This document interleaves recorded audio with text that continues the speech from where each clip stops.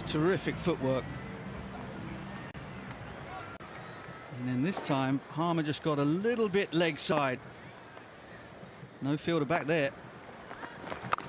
Waiting! That fielder on the leg side is in an unusual position for Parsons. He's almost at cow corner with the deep long off in place.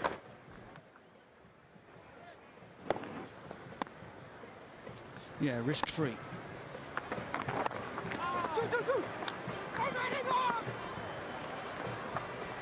Productive start for DSG, 24 without loss.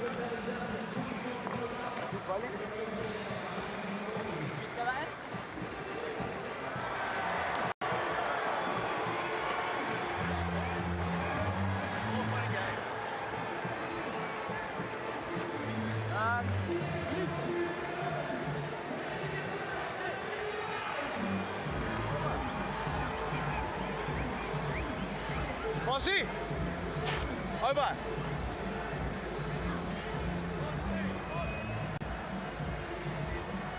Superb crowd in tonight here in Kingsmead.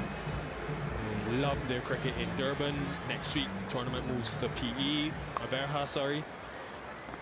Really practicing with that. Gleeson.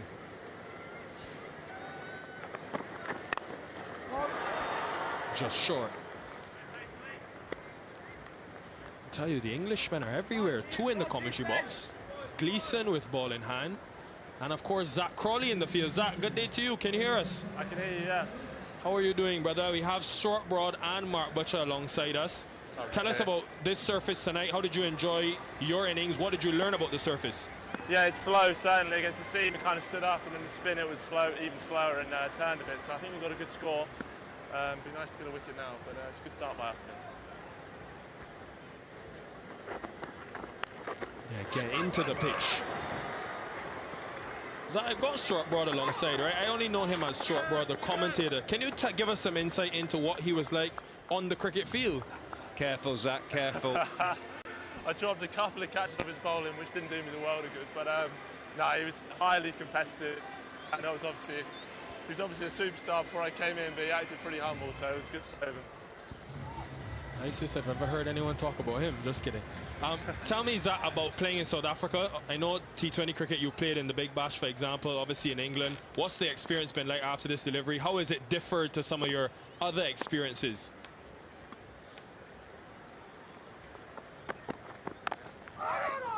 Yeah, I mean, the crowds are amazing here. They love their sport in South Africa. I mean, they do in Australia as well. And but they seem to be very tribal with supporting their team. So it's a really good experience, and I love playing cricket in South Africa. So I'm enjoying being here. Zach, can I ask about the score? 165 you put on the board. Pretty happy with that? You think that's slightly over par? I mean, you guys went hard in the power play, and then it slowed up a little bit.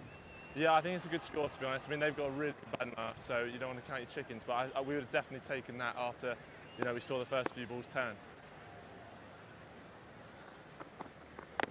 A quick single. Zach, can we know why it was a motivation for you to come to South Africa this season and play in this SA20?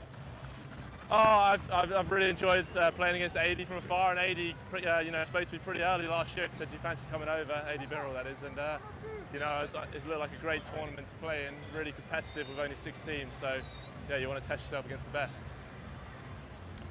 Zach, Butch here. All right, Butch. Stuart didn't have the guts to ask you this himself, but he said perhaps you left a bit too big a gap between bat and pat.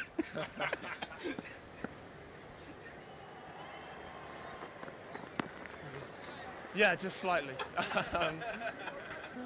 No, it was a good ball to go. It was the first one that properly turned, and unfortunately that was my mistake. But credit where credit's due, they're 2 good balls to get me and Martin there. He's not bad, is he?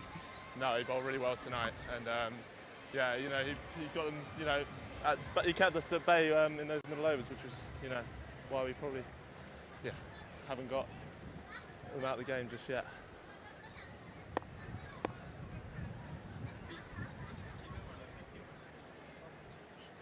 We'll come back to you in the next over, Zach. Stuart Broad has got more pressing questions to ask you. Would have been back first. A very good over from Gleeson in the power play. Where was he going? He gets home safely in the end. 28 without loss.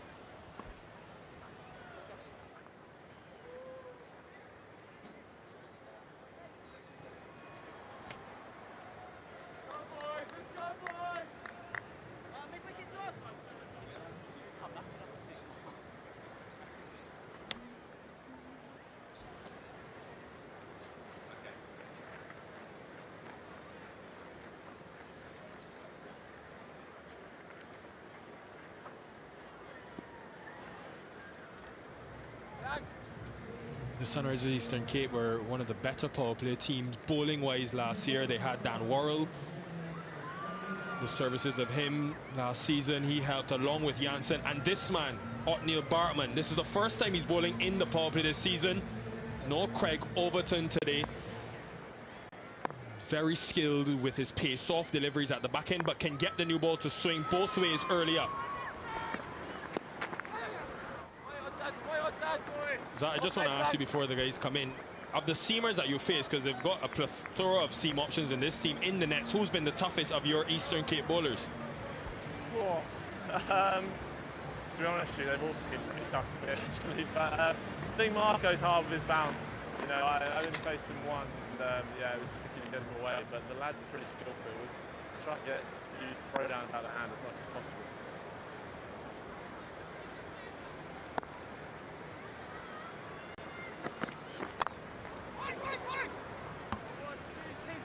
Zach, I suppose the pressing question is, we're in a beautiful country of South Africa. Have you played any golf? What are the best golf courses you've struck it on? We know how good a golfer you are playing off scratch. No, we haven't had a huge chance to play with golf. We played once in Humewood in PE, which is a nice track. We played yesterday. I've forgotten the name of it in Devon. Sorry, it was Mount something, but it's a beautiful, beautiful course. But looking to get down to the covers. A good start from Bartman. Have you learned how to pronounce the new PE as yet? No, someone said they've got a trick for me, but can't quite do it. I'm not even going to try. So I was just going to say, you want to give us a try? Guess not. Sorry, I didn't hear that. You want to try? Handy time to lose the mic, wasn't it, that?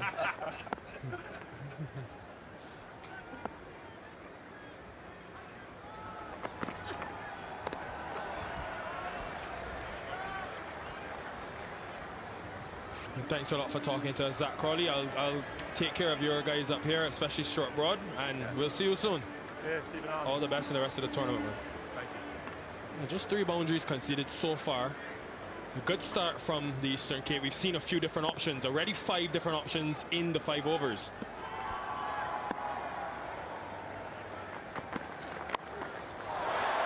Great innovation. He's some talent, Bryce Parsons, and we're seeing it tonight.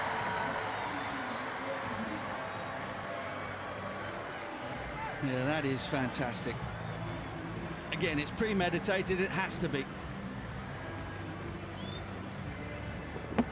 Parsons kept his eyes on it. See how he keeps his head down and watches it all the way onto the blade.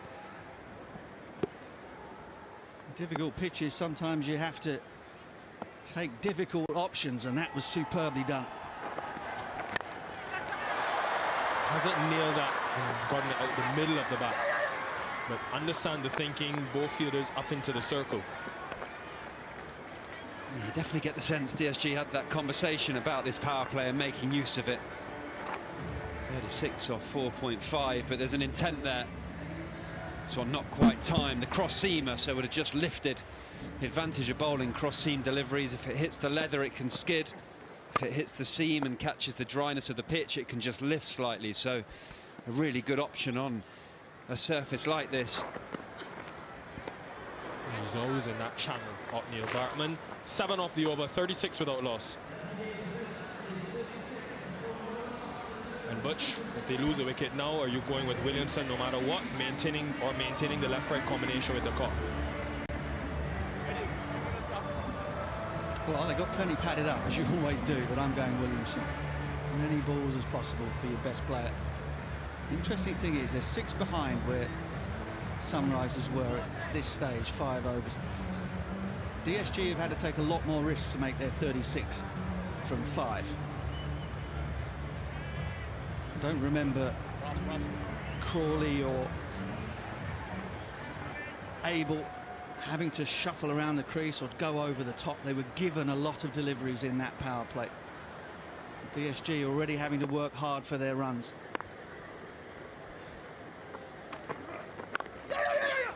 And why Williamson will be a key tonight. He's always a key, but especially tonight. You look at the first innings, right, where Sunrisers Eastern Cape batted. They only faced 30 dots, so which is why the boundaries and the lack of boundaries didn't kill them.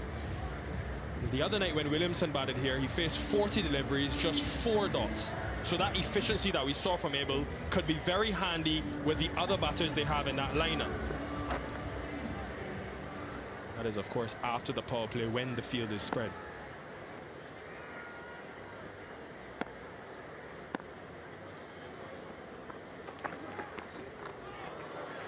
Hands stay down because he moved across. The stumps move with him, and of course Parsons is not happy. Here we go, Blackie. You've got a bowler sat next to you happy with this, and a batter next to me and Mark Butcher shaking his head. I reckon if he'd have stayed still, that still would have missed his pads. Well, if the batter wants to move like that, you've got to give the bowler a little bit of leeway.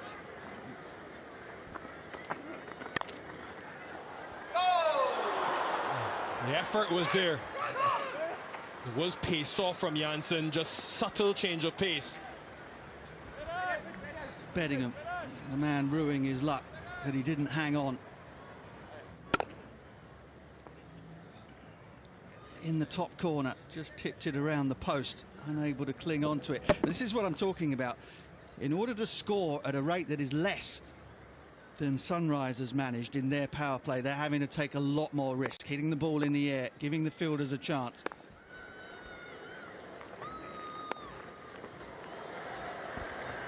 It's on top of the bounce. Have to hurry. Good running. Deep point and a backward square. The two fielders deep for Bretsky. And I guess the point I'm making is they bowled better in the power play. They keep up that sort of pressure, and the game really starts is outside of the power play. And the spinners come into play. That's when the game is on. That's when we'll know who's going to get over the line here. Yeah, and they've been unlucky not to take a wicket. You think of the 2 chances they've had, they've been full stretch diving. Another day, that comes straight to you, and it's a simple catch. And you make the breakthrough.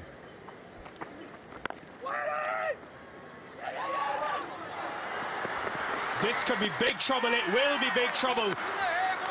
Big wicket, and it's the build-up of pressure along with the scoreboard pressure. It has forced the hand of DSG and silenced at Kingsmead. Just as Parsons was getting going as well. You could feel the frustration in this stadium.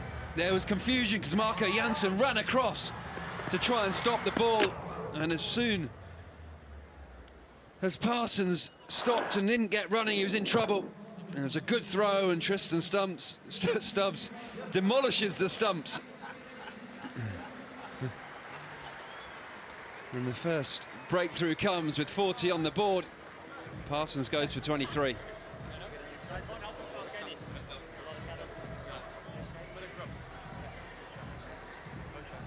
Butch, this was Bretsy's call, isn't it? Well, it's just a shocking run, because Parsons has got to go back in case big Marco Jansen picks the ball up. So he's already moving in the wrong direction before he calls him through, and he's just never making it. The only way that he was ending up not out there is if the ball ended up hitting him in the back. Yeah, you've been absolutely roasted by your partner there. And doesn't Stubbs love it?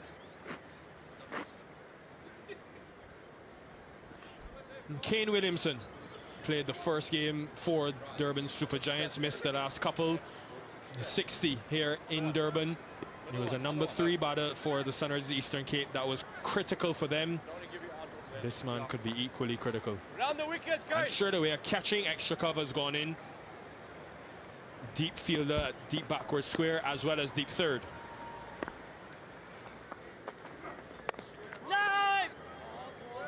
End of the power play. 40 for 1.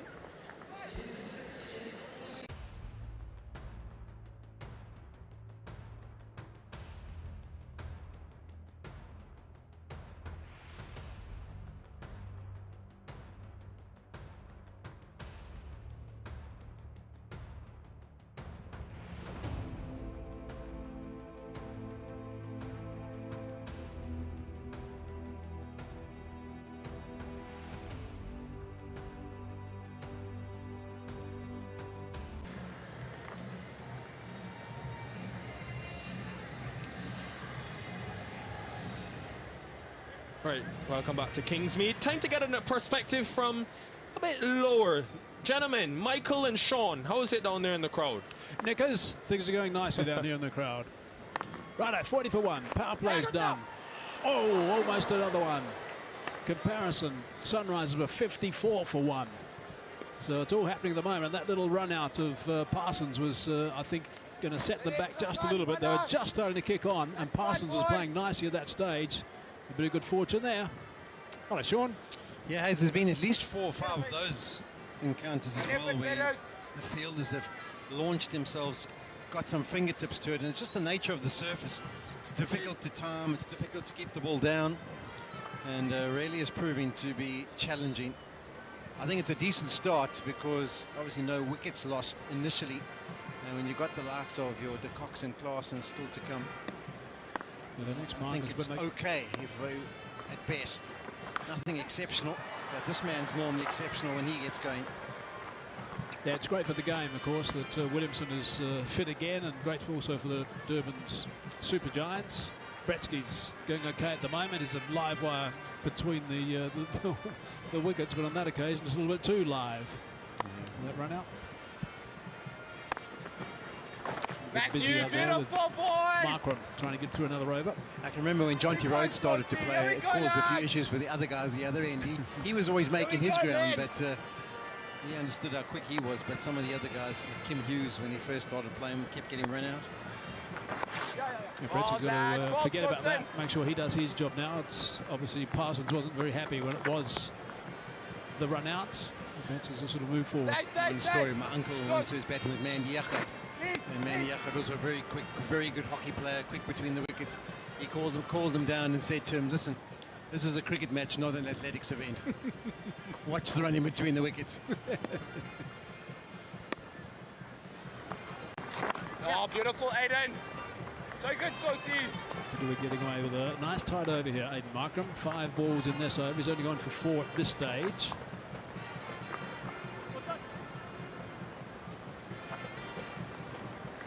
I suppose the challenge is going to be that Noor Ahmad is a mystery spinner, and that was what was so difficult for Sunrisers Eastern Cape. The spinners that are going to operate for them are more orthodox finger spinners, so it should be easier. Able to pick them and work them. There's no real variations you have to worry about, but we'll wait and see. 5 off that over, 45 for 1. Right, let's have a look at the work in that power play. Yeah, I thought they were quite selective and watchful about when they went. That was 2 deliveries, and I thought Parsons did a good job of taking initiative. He got to 23. He was the one who tended to risk a little bit more. There's another example of a finger tip that they got it to, and then obviously that run out. You could see Parsons just was in no man's land to be able to go through, and unfortunately disappointed. Yeah, he had to wait, didn't he? Parsons had to wait to see if the bowler was going to grab that before he could take off. Otherwise, he was going to be in big trouble at the bowler's end. And you also do feel for him because someone like a Bretsky's going to play the whole tournament, isn't he, at the top of the order? Yep. Parsons played the first game, went well, then got left out for the next 2. He's now got his chance. He gets himself to 23, and then unfortunately gets run out. So we'll have to see. Here's a man with plenty of experience, 287 matches, and bowls with very good control and variation. He'll try and do the Keshav Maharaj role here. With a bit of drift as well, using that breeze which is coming across the ground, coming over his shoulder. Yeah, Sunrise Eastern Cape used the sweep shot and the reverse sweep shot to great effect. So it'll be interesting to see who tries to employ that from a DSG perspective. Who goes for the switch?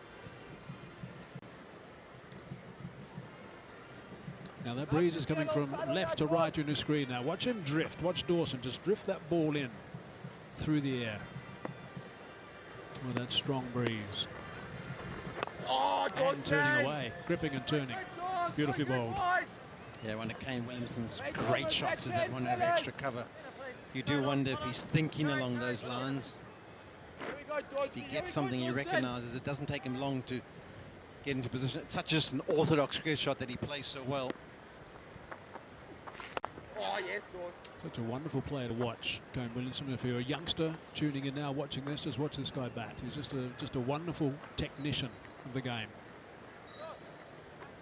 That first game he played, he got 60 off 40, so it's not as though he's someone who can't adapt and play in this sort of format as well. And then obviously picked up a bit of an injury, that's why he didn't play after that. He's back in now and fit. There we go, there's that drift again.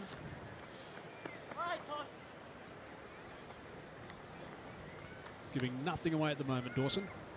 Yeah, he uses a bit of finesse, doesn't he, Hayes? And sometimes that's gone out of the T20 game where it's just brawn and ignorance and strength and just try and carve it away with the biggest shots. But there's still other ways to pick up boundaries, and we saw in that last game he ran a few down, beat the keeper over extra cover, some good sweep shots.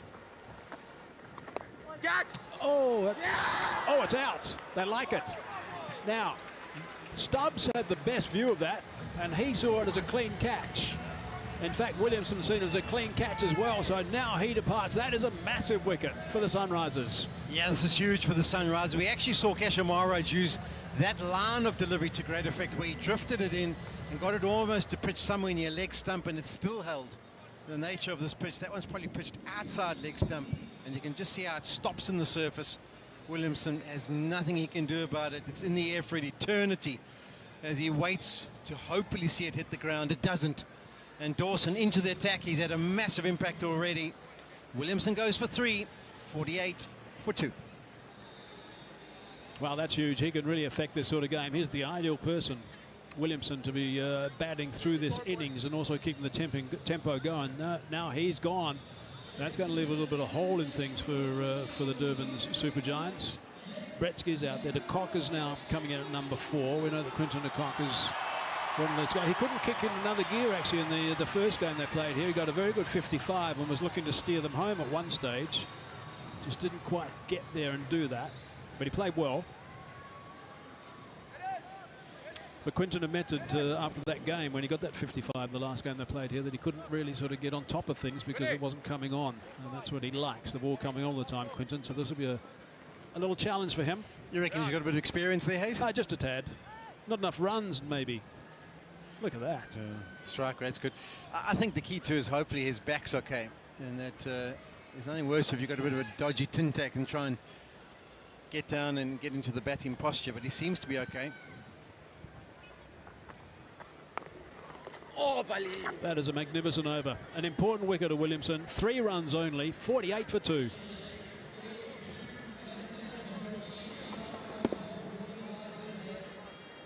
Really good stuff from Dawson. Full-length dive. Yeah, it's one of those ones where the non-striker can sometimes put the bowler off and get in his way. But Dawson did brilliantly. He realized where it was going to end up, quickly got around him, and then launched himself forward. So that's a wonderful take.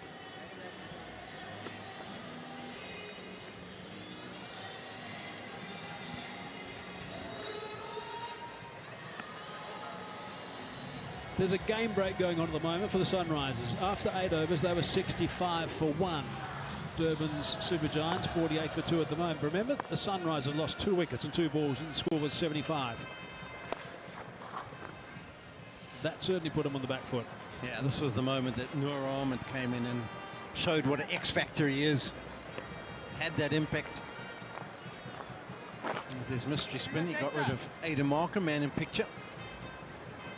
Yeah, those wrist spinners from Noor Ahmed. I mean, they turned a mile. Turned an absolute mile. And the 2 magnificent deliveries to pick up 2 wickets and 2 balls. And 2 fine players. One, the guy that's bowling right now, Markham, he was the second. He got a first baller. And the first one was Zach Crawley.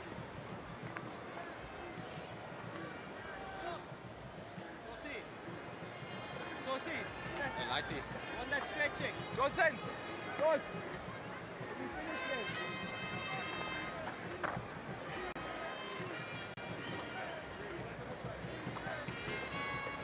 Lots of ball kids around the place. She had to take a lot of convincing to move from the side screen. She had a good view.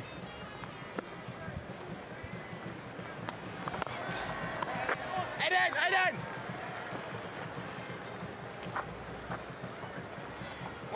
Moi Saucy! There we go, fellas. There we Here's go, the man. wickets to fall so far. So 1 run out. He made a good job of the stumps there, the Tristan Stubbs. And then the massive wicket of Kane Williams. You can see the disappointment. I think he had his mind set on being there for a long period of time. On the back foot. Smacking that straight to the sweeper.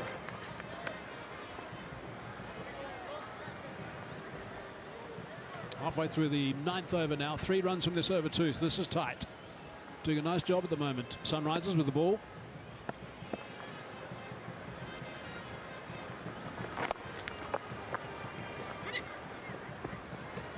Two very free-flowing batsmen for the Durban Super Giants in the middle right now. Here we go, Saucy. Here we go, Saucy. He's itching, boys. How does Bretsky play this now? 20 off 22. Only got the 1-4 at this stage. So we haven't seen the best of him. He likes to be expansive on the offside. Oh, Matthew. He's getting nothing in that region at this stage. And quite a bit of spin. Yeah, the other thing is when you're so quick between the wicket, Hayes, you tend to look at your game option as someone who can get back quickly for the second. And if you don't have a partner at the other end who's on the same mindset, it can be a bit challenging, because Bretsky's probably thinking, if I just knock it in deep mid-wicket there, I can quickly get back touch and come back for 2. Whereas Quinton de Kock's maybe not at that stage of his career where he's looking to be overly athletic between the wickets. Playing that late and sent back by Bretsky. End of the over, 5 from it, tight, 53 for 2. And also time for Jumbo and Murray with a strategic timeout.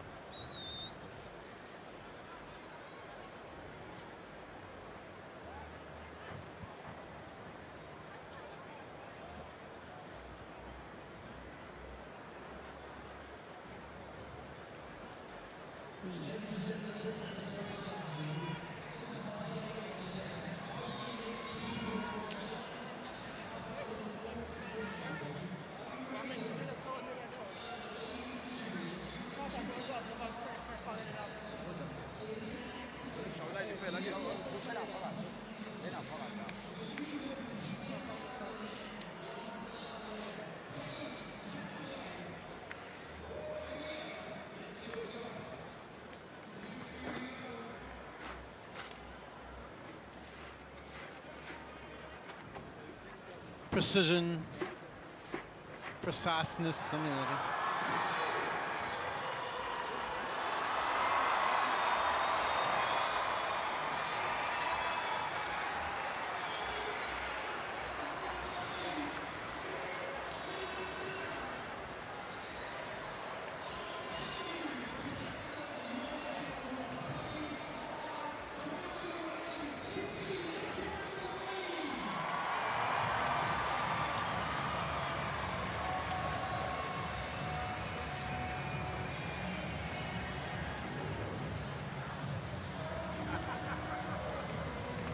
Dispatch contender. Second dispatch contender of the day, yeah. Yes, Baba. Yeah, right, that's plan B then. You want me to break it in or not?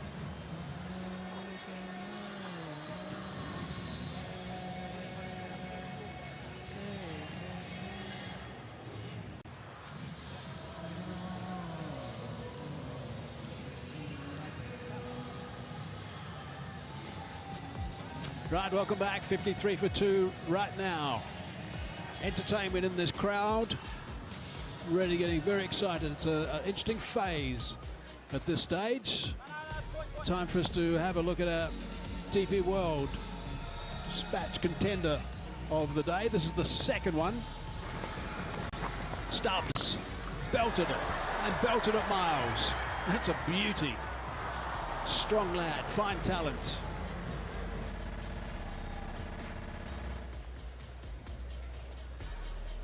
What a fine shot that was. Righto, 53 for 2 now. 74 for 1. Sunrisers were. Work to be done by the Durban's Super Giants. Oh, yes, Betters! David, Betters! There we go, Dawson! An opportunity to have a little bit of a chat, a bit of discussion during that strategic timeout. Let's see what their plans are. Batting on off stump by the looks of it. Gretzky trapping that. Yeah, I was interested to watch there. Heinrich Klaassen actually went out, so he's probably going to be next to the crease. He wanted to get a little bit of a feel for what was on the go and how the ball's playing, what the plans would be. But you do feel there has to be a moment where someone decides to get a bit of impetus. Dawson likes that, and the finger's gone up as well. Straight up. He's on his way. Smith has given him out. Gretzky's going to have a chat with his partner. And I would imagine they'll have a look at this. What's Quinton de Kock going to suggest? Yep. He wants it upstairs for a look.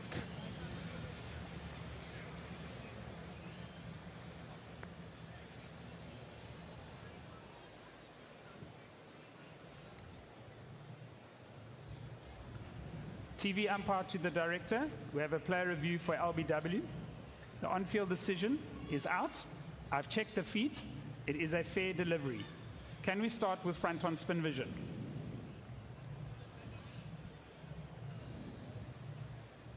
Okay, we're just loading front-on.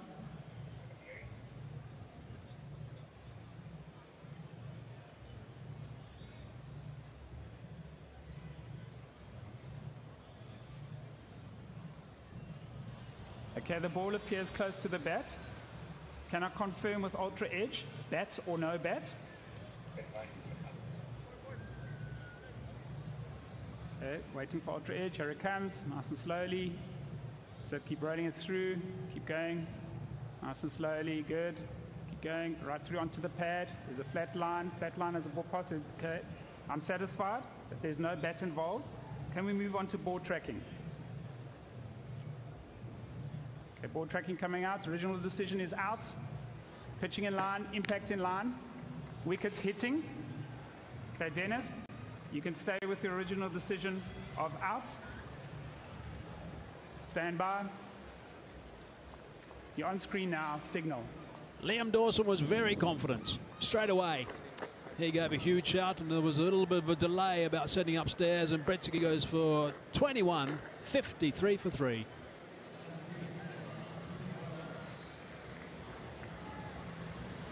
Yeah, I think reviewed in hope rather than conviction here, Hayes. Maybe if he'd got a bit of a glove on it, he would have had a half a chance, but trying to force the issue. So the plan was get your foot across, scoop it nice and fine, but you've got to make contact. And the experience of Dawson on a wicket like this, he brings the stumps into play.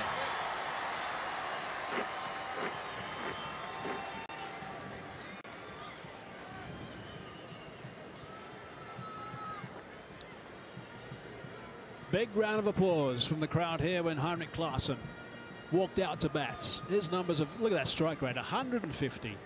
Average over 30, nearly 5,000 runs. And he's facing spin first up and turning spin. Yeah, I think the key is when you've got big players in your side, Hazy, and your team's in the position that they are just the one win, one rained out encounter. You need them to try and step up. Oh! Yeah, so see. Got a second baller here last time in his first outing. But if he's there for a period of time with the experience of de Kock, they've got a chance. Just give yourself a chance to get in, get to understand the surface, and then try and take it from there. Oh, He bats for a while. I might have to send my crew back to the road. Put them back there to save those balls and wasting time. Lost balls. End of the over. 10 overs done. 54 for 3.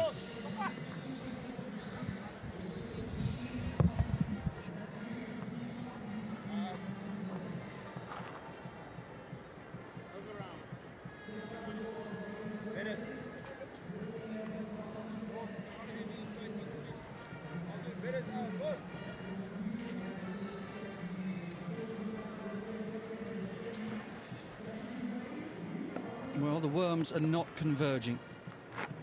Urban Supergiants are behind, a long way behind.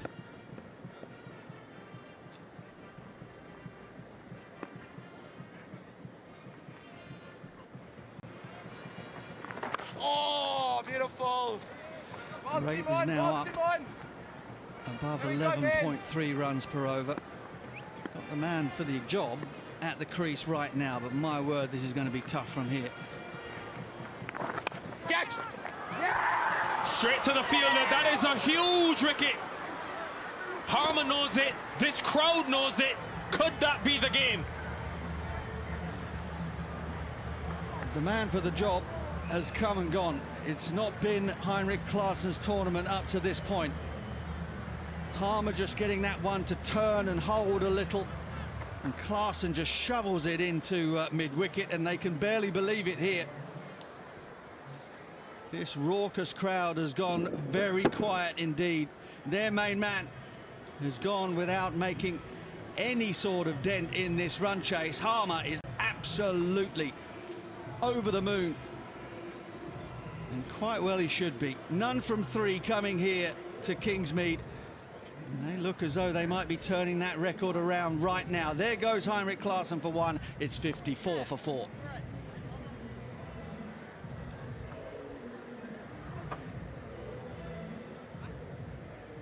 Here we go, boys. Just a flick. Klaassen looking to get in before he starts to attack. Markram was placed and poised and waiting. Yeah, that stare tells you all you need to know. And Simon Harmer, huge wicket. Here we go, man. Vian Mulder. Yeah. Is there a bit of glove there or bat? Harmer went up straight away. Stubbs was also confident after he hit the stumps.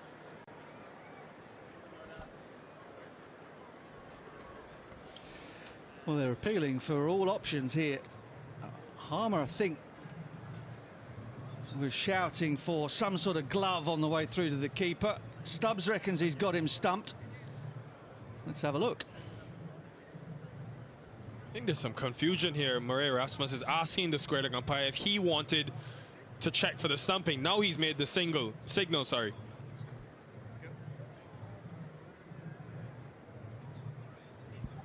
Imagine losing Klaassen and Mulder in 2 deliveries. It happened in the Eastern Cape innings when they lost Crawley and Markram. TV umpire to the director. We have a player review for LBW. The on-field decision is not out. I've checked the feet. It is a fair delivery. Can we start with front on spin vision?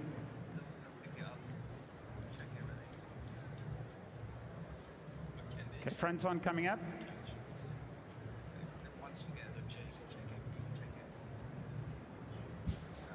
Okay, the ball appears close to the bat. Can I confirm with ultra edge, bat or no bat?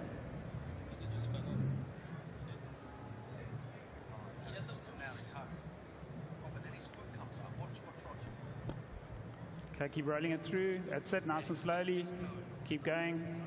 Keep going. There's a gap between the glove and the ball. Keep rolling it right onto the pad. Thank you. Okay, we can move on to ball tracking. I'm satisfied that there's no bat involved. Okay, ball tracking, original decision is not out. Pitching outside off, impact outside. Okay, Marie, you can stay with the original decision of not out. Stand by, you're on screen now. Okay, and we have a double review. So let's just hang on here.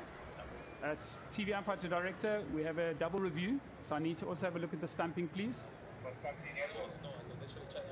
Okay, so I'm gonna do, yeah, sorry. Okay, so let's have a look at the stumping. Okay, so TV umpire to director, we have an umpire review for stumping. Can you give me your best side on angle, please?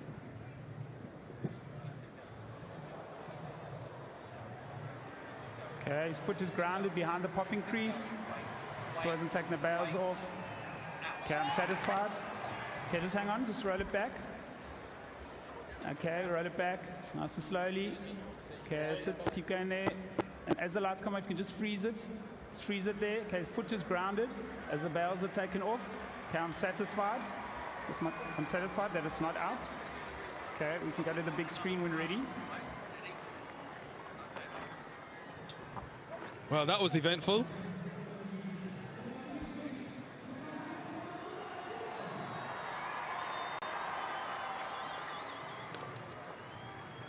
And confirmation, not out. Took a while. A lot to check. no run, Aiden.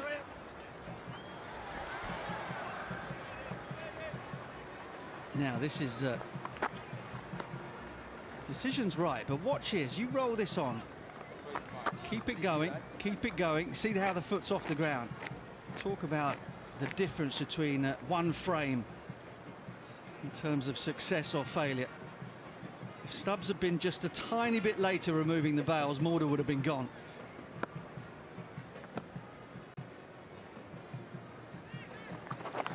I know a lot has happened since the Klaassen dismissal, but I want to also credit the bravery of Aiden Markham in this situation to go Harmer against Klaassen, and we saw it the other day in the PC game where they went Livingston. Seems like teams are tempting Klaassen because they know how good he is against the spin. We're going to say we'll bring on your quote-unquote matchup, and let's see if you take the bait. Right now's up at 2 a ball.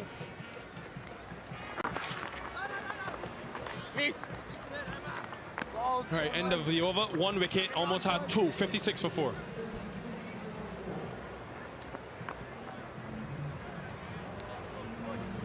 Rian Mulder lives to fight another day, and it was by the skin of his teeth.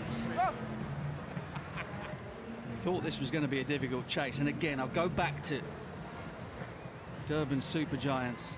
When they bowled in their first innings, they bowled so many bad balls on a difficult surface. Sunrisers Eastern Cape have bowled absolutely none.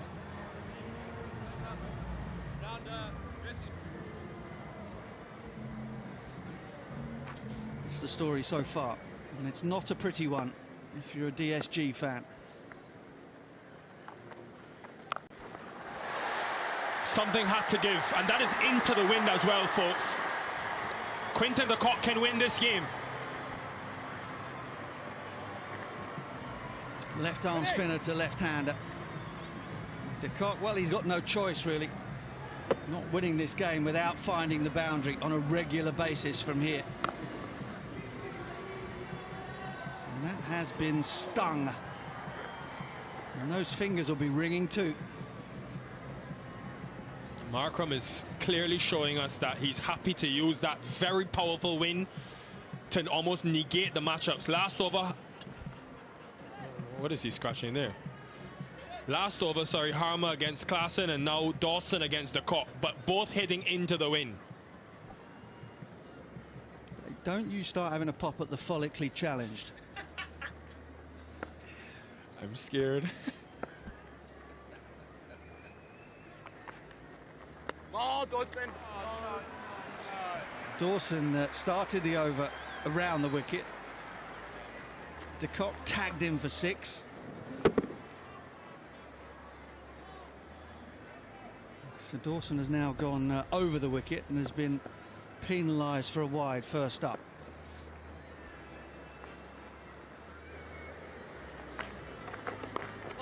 He felt something had to give. 16 runs in 5 overs. Before that 6 since the power play. It has been very slow going. But this wind, I'm telling you, I went outside just now, right? The wind is so strong. If this was the Caribbean, we'd be calling it a hurricane. It's that strong.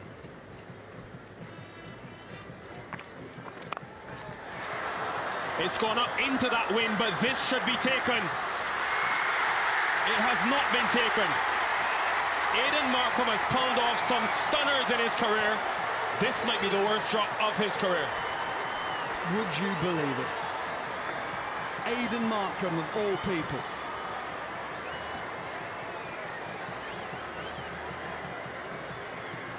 Dawson wins the battle, but the war is still on. How's he dropped this?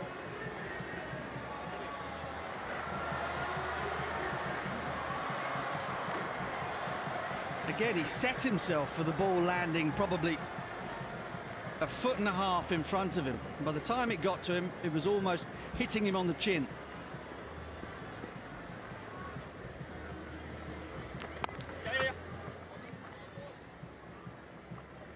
Could it be the wind, Butch? For sure. I mean, that was the reason Quinton de Kock dropped the catch in the Sunrisers innings. He set himself for the ball to land where ordinarily it would have done. and just ends up getting too close to him. You see how he tries to arch his back as the ball comes down to give his hand some room.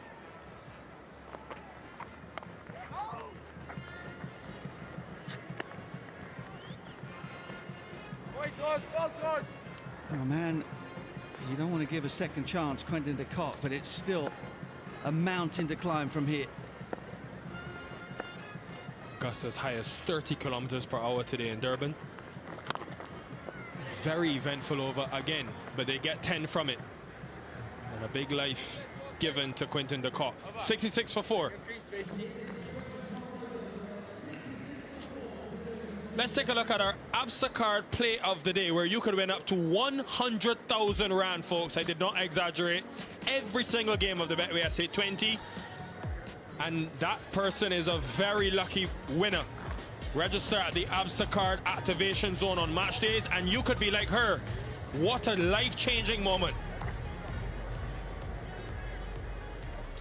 Pick up some good designer gear down at Umschlanger with 100,000 rand.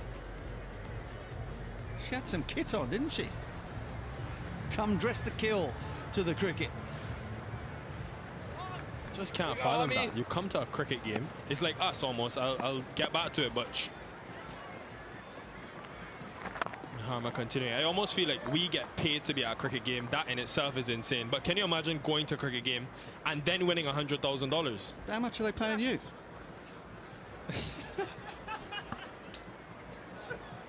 Hey, I think there's a question that needs to be asked. Butch, can we go back to the cricket, please? I'm very uncomfortable in these conversations. And quite right, you should be. But I want to say she's very lucky, and make sure you guys are signing up at the activation zone.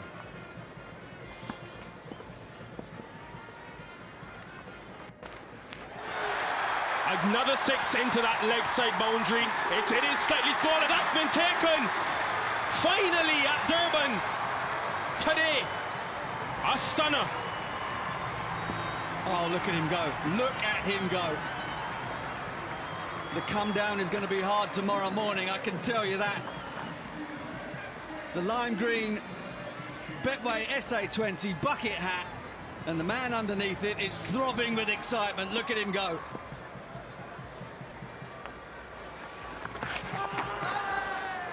This is a younger person, folks. I am betting that this man has played the game. Triple your money and play the game. Tell me you played it. Knew that was the side to beat. Into the wind, it just holds it up for you nicely. It's not coming at you in severe pace.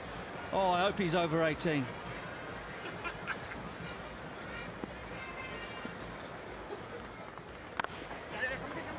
All of a sudden, everybody's crowding around him. But I tell you what, to take one in the grass banks, we've had one in the crowd here.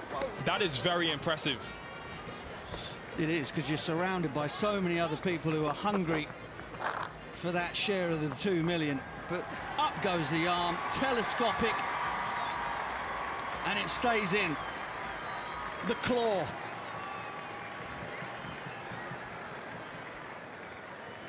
Why are all the kids jumping and celebrating? They're not getting any. You have to be over 18.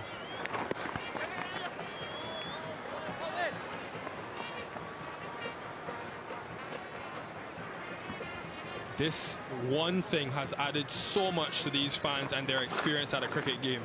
His day, forget day, his life has been made.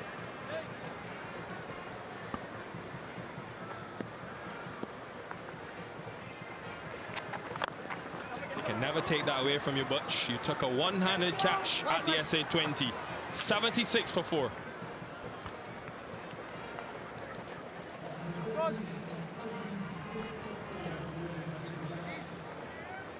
Straight on the phone, ordering himself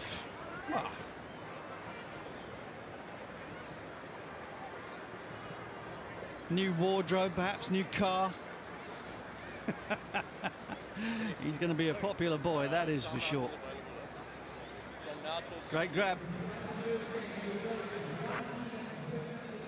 And here is the process after you take the catch. Identification.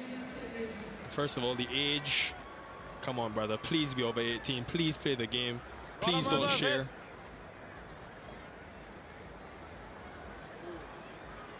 that guy in the Durban shirt to the right, what if he got a sneaky touch on the ball? Can you imagine he ruined the chance? I don't know. I don't know if he did it. I reckon we could probably forgive it. It's marginal, and we haven't got DRS on it.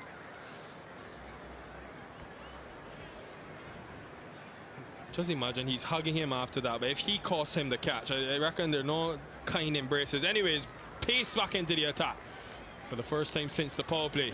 Gleeson.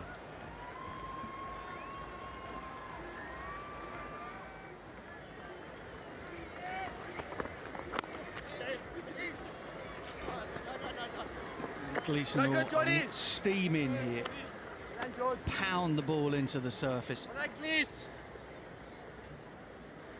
Naturally bowls slightly wider the crease and will angle the ball back in to the right-handed Mulder. He'll be aiming at the hip probably of Quentin de Kock. Doesn't want to give him any width. Mix it up with slower balls, but those also, you would imagine, will be back of a length. It's going to go around the wicket as well.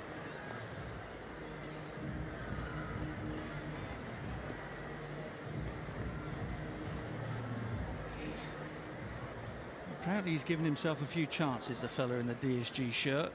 He wasn't far away when we saw the catch last time, that brilliant reverse-handed one here at Kingsmead. This could be another chance. No, it's not. It's a chance for Jansen. Just fell short. And de Kock has showed an inclination to take on that win. He's hitting that leg side. Well, I mean, he fancies the boundary. Wind or no wind, it's not a long one. The difficulty really is with Gleeson pounding the ball into the pitch, not knowing the sort of pace or the height that it's going to come off at you at. And that's why he miscued it. And the asking rate is up at 13 runs and over, so you feel if it's any bowlers to take on, it's the Pacers. The spinners gonna run a ball today with wickets. They've been so tough to face and hit against. That's brilliant. That is superb. Exactly what the doctor ordered from Gleeson. He's gone for 6 runs from 9 balls as Richard Gleeson. Talk about working out the conditions and bowling accordingly.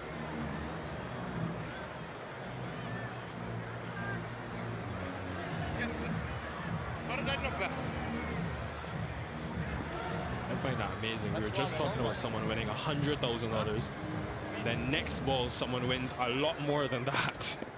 And we won nothing but 0.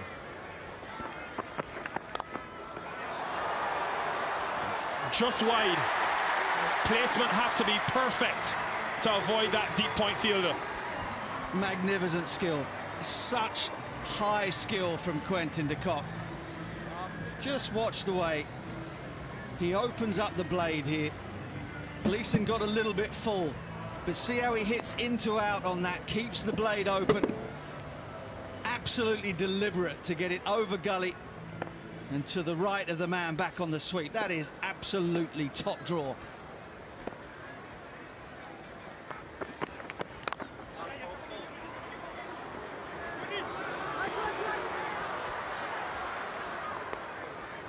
Got away with one there because fuller length, mid-off and extra cover up in the circle. Butch, we need to credit the people of Durban. I told you guys that these people don't mess around when it comes to their cricket. We've had 3 catches going back to Kingsmead. We're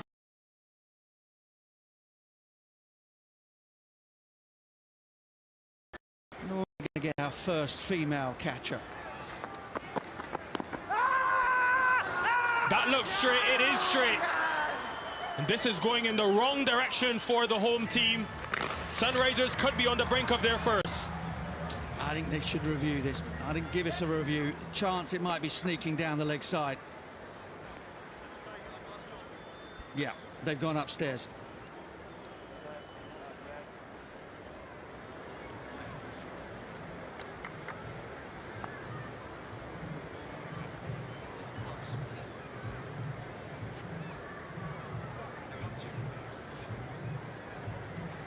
TV umpire to the director. We have a player review for LBW. The on-field decision is out. I've checked the feet. It is a fair delivery. Can we start with front on? Spin vision, please. Okay, we're just waiting for front on.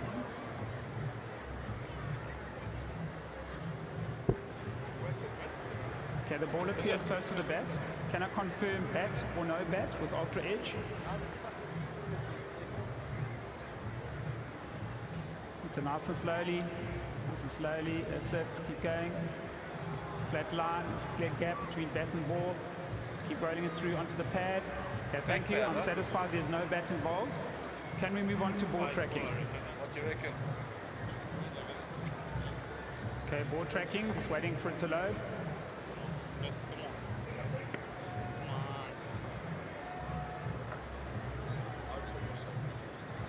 Okay, still waiting for ball tracking. Original decision is out. Pitching outside off, impacting line. Wickets missing. Okay, Dennis. And immediately reverse the original decision of out to not out. Stand by. The on-screen now signal. Yeah, the feeling live was that just tailed in at the last second. Mulder had stayed slightly leg side of the ball as well, so at best it was only going to clip. So Mulder survives. De Kock survived the previous over. They're still just about hanging in there, just about clinging on. 82 from 36. It's going to take something very special to get Durban Super Giants over the line tonight.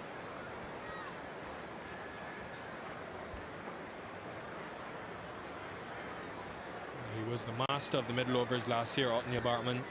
10 of his 18 wickets coming in this phase. And look for the knuckleballs, look for the off cutter, working on the leg cutter as well. And for the caught left hander,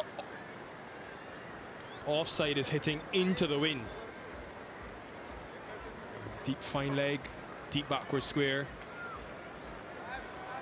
deep mid wicket and long on. So 4 deep on the leg side left of screen.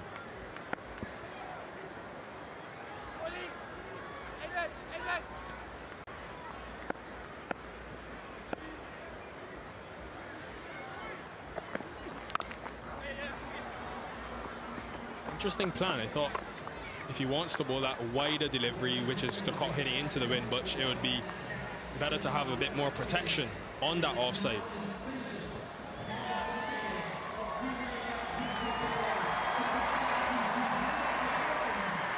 Yeah, that was the final ball of the previous over. Missing leg stump comfortably.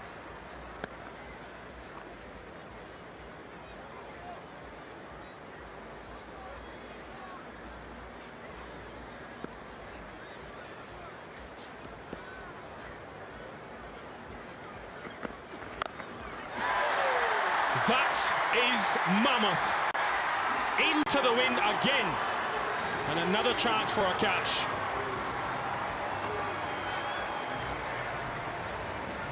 Absolute carnage up there on the hill. They keep disappearing into that eastern side of the ground. Oh, Rian Mulder played a beautiful cameo to propel DSG up to 209 in their opening game. Has he got it in him again? He got a quick fire 52 last year, remember, of 29 deliveries against these.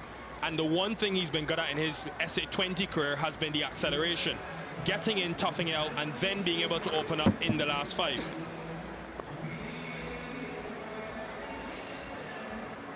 Didn't get close this time.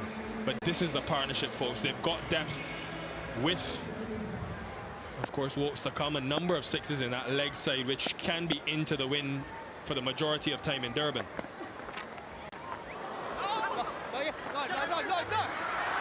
Smart from Bartman.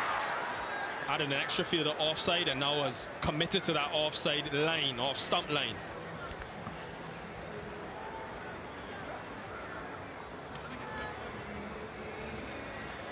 Yeah, I think Quinny de Kock again was just trying to open the blade. If he gets it up and over the fielders, the 2 fielders protecting backward point and third man, it's 4 all the way. Difficult to do when the pace is off the ball.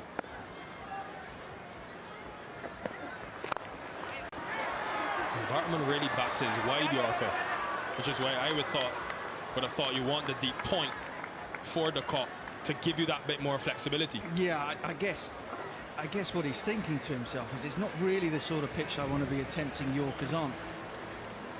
Because if you miss, the penalty could be quite high. But you've got much more margin for error with back-of-the-length deliveries on a surface like this. Might get the odd Yorker in there, yes, but I don't think he'll go to that as his stock delivery today. Bold! Neil Bartman, he has a knack for taking the big wickets. That could be the game right done and dusted.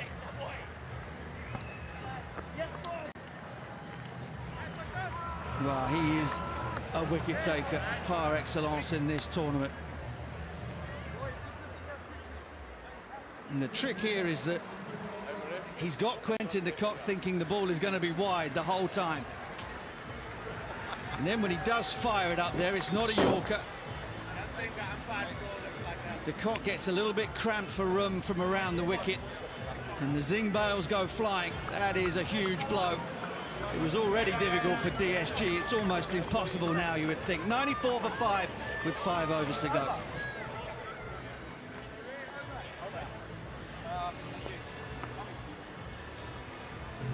A lot has happened in this innings. It's been quite eventful. Wickets, but also a few big hits. The DP World Dispatch, our third contender of the match. A massive, mighty hit from Quentin de Kock into the wind as well.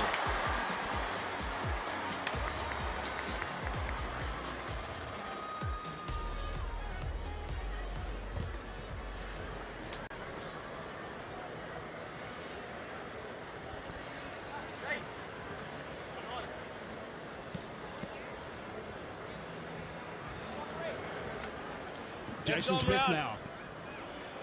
Average close to 30.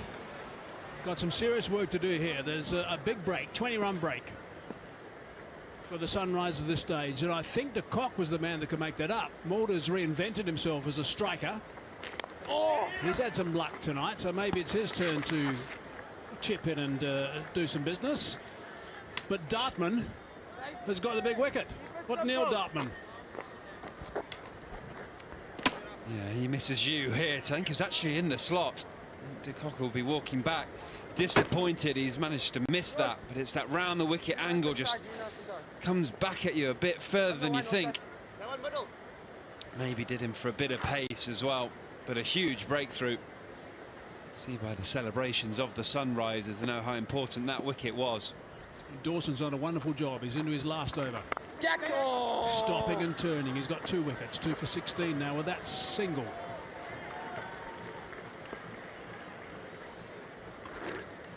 You can see the tactics as soon as there's new batsmen at the crease. That's when you get your man who's having the biggest impact. Dawson comes in, can not only stop the scoring rate but also maybe pick up a wicket. Oh, ball Dawson! Oh, it's beautifully bowled. It really is. 70 from 27 balls now. 5 wickets in hand. He's rushing through these overs too. He's so experienced, Dawson.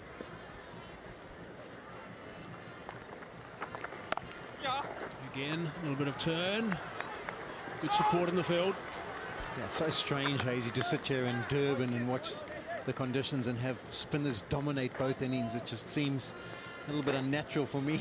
I know I'm going back in the arc ages here, but they really have done a brilliant job. I was thinking that the finger spinners might be easier to play, but the control that Dawson has brought, he's actually out-bowled Keshav Maharaj here tonight, the way he's performed. Oh, yes, boy. And Markram too, 3 overs, none for 16. Top stuff from both of them.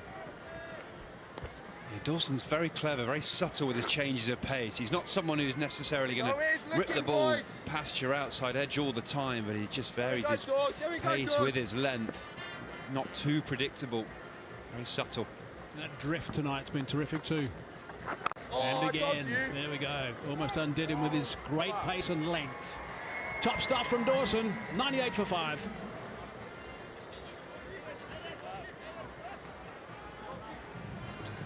So 16 overs done. time for both these teams to have a bit of a chat and work things out. Jumbo's arrived again for a strategic timeout.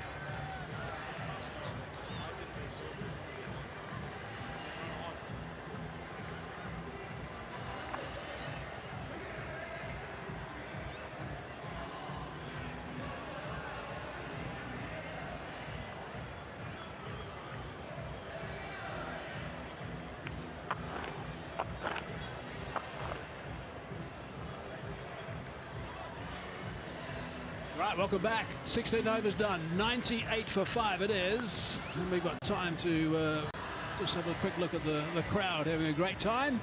We're also going to show you a switch hit. Switch energy drink. Here's our switch hit moment. Pass it was. Doing something a little bit different. Off the blade. Getting it away for a boundary.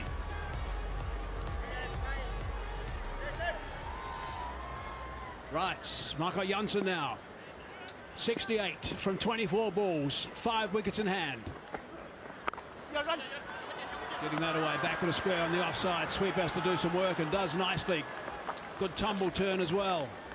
Yeah, it's interesting, Hayes. When we were watching Durban Super Giants bowl, we thought that they had given a lot of freebies away from a perspective of the bowlers missing their leg stumps, being too straight, sliding it down the leg side, offering up width. And just have a look how many boundaries Durban Super Giants have managed to accumulate. Just the 4 4s and 4 6s, and all 4 of those 6s they've had to take on boundary riders. They've had to really run down and try and pop it over the men, post it back on the fence. So there's been nothing for free, and that's where I think Sunrisers Eastern Cape have been superb. Oh, that's clean. That's very clean. That's a nice strong hit down the ground. Oh, he's been caught skipping around. So he hasn't lasted very long. It's a fine catch. Well judged by Simon Harmer. Another one goes down. Yeah, this is what Janssen brings to the party. Even when he pitches it full, there's still that element of bounce. And when you go after him, unless you really get your head over it and get to the pitch of it, it can be difficult to deal with. Looks like he's rolled his fingers across it just a touch. The contact looked like it was good. The wind is blowing in that area, but Simon Harmer, as calm as you go. He's got wonderful buckets of hands. And the celebrations continue here for the Sunrise Eastern Cape. They got to start thinking about a bonus point now, I think, Hayes. 100 for 6. Smith goes for 4.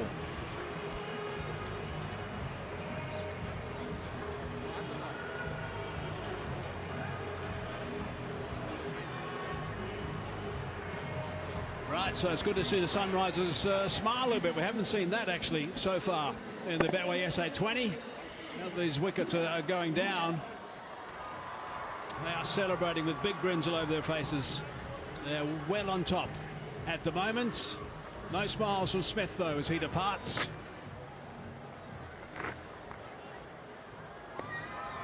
middle, please. Chris Wokes now. Tidy record, 166 matches, strike rate close to 130. Serious work to do here. 66 from 22. They've got to go from ball one, basically. Good, strong shots.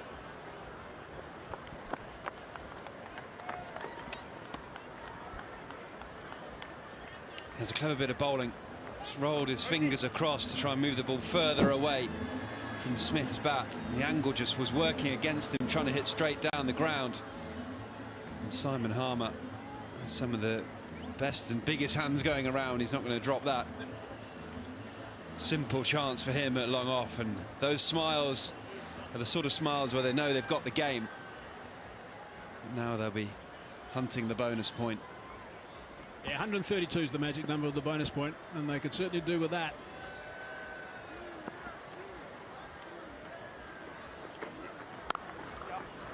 Cracked away, sweep in play. Yeah, there would have been an element of desperation for the Sunrisers when they rocked up here today, having lost their first 3 encounters. They also had the bonus of knowing that they're heading back to Kabaka for the next 3 encounters, so the Orange Army will be out in full force, and if they can create a little bit of a fortress there over those 3 games, all of a sudden they'll be back in the contest, back in the tournament. Durban Super Giants, well, they've got a lot to think of now. I can hear them buying the tickets from here, Sean. 3 home games in a row for the Sunrisers. Chasing that. Oh, is that a... No, didn't quite get there. It's gone for 4 in the end. Very good effort.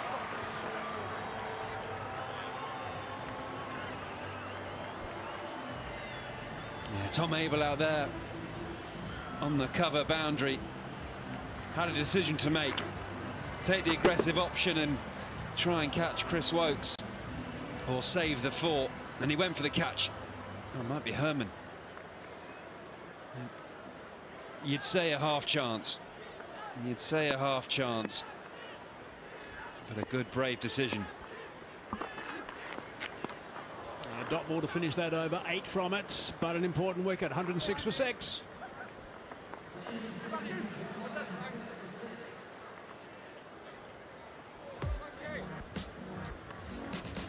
Rain catch like a pro.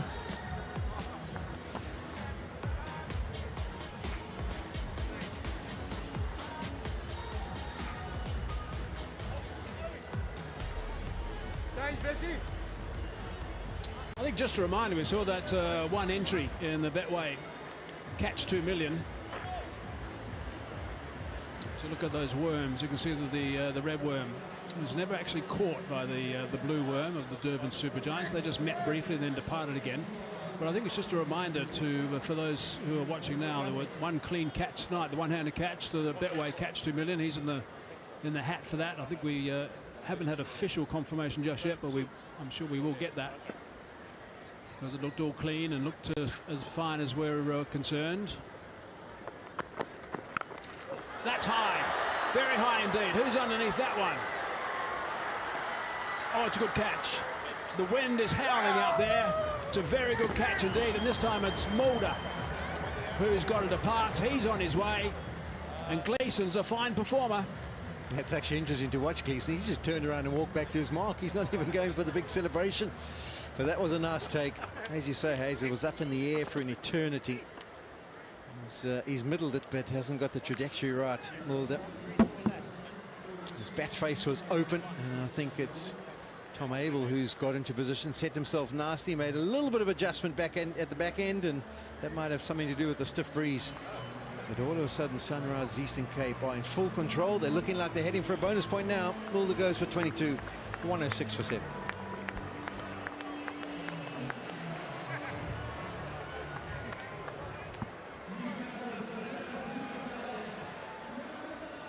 Yeah, I think any catch this evening with this wind is a good catch. We've seen a couple go down. The ball really does get affected with the wind. And Abel was pretty comfortable under that one at deep square leg, and the anguish is all over the fans' faces here, but not over the Sunrisers players. Over 2-5. This was when the rest of the team were running off to celebrate. He was just walking straight back. He might be saying, that's my job, get wickets. Well, he might have thought a bit of a bonus wicket. It's been tight too. 1 ball in his third and going for 11. Maharaj has just arrived. Now, I was saying, just a reminder to make sure you play the Betway catch game on the app or online, because we've had that one catch today, which is, we understand, is qualified. Clean catch, one-hander catch. If you have that Betway catch game, you get a chance to triple your earnings if you're in that pot at the end, the Betway Catch 2 million pot. So that's 4 now we've had. 3 have come from Durban, Hazy. 3 from this ground. They might not be winning the cricket matches, but they're winning the catching competition. And the first one last year. Or was that season 1? Yeah, season 1. The first one ever to be taken was here. Yep. Anything else, Sean? You want to punt? Yeah, we still... Oh, that's gone. That is gone. I think that's gone. Chris Folks is backed up massively. And that was a brilliant bit of fielding. It was a right arm throw. Yes, that Dawson. So Dawson bowls left, throws right. It can confuse you. He's a left-arm bowler, but does throw right arm. But Chris Wokes would have played a lot of cricket with him, so would know that. And Wokes looks in trouble. The gloves are off. At the bowler's end, can we start with your Splendid side bit of on fielding.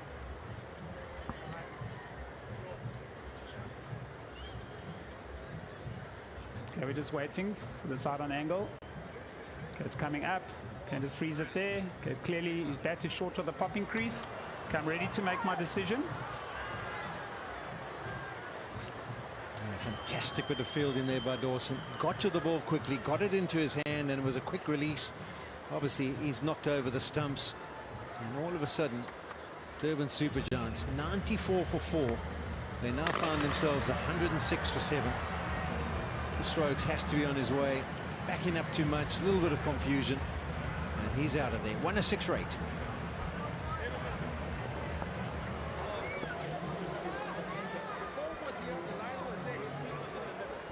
Well, they are a serious chance now, the Sunrisers Eastern Cape, to pick up that bonus point. 106 for 8. And we've got 2.5 overs to go, that's all. 15 balls remaining to get 60 to win. That's no chance. What happens if they get a bonus point here? That'll get them up. They get 4 points for this victory. So that'll take them to 5. Even I can work that out.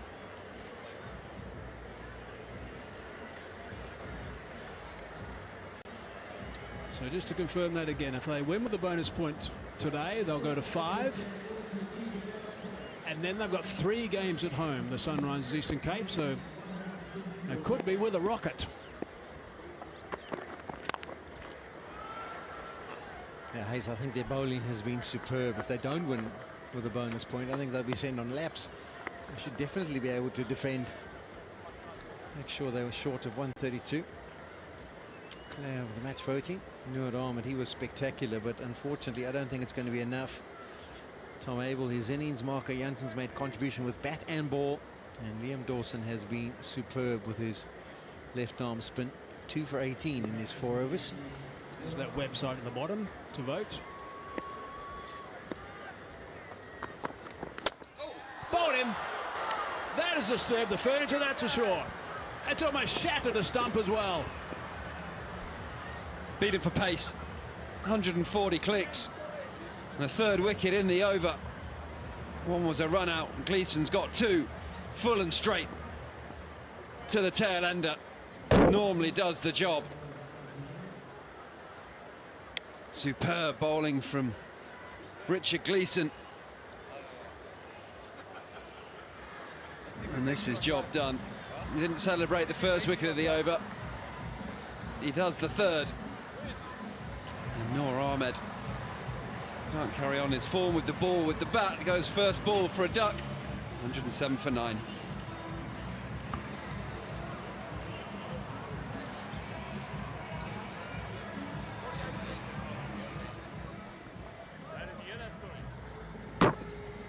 It's exactly where you got to bowl. His tail enders. He's got 1 more to come as well in this over.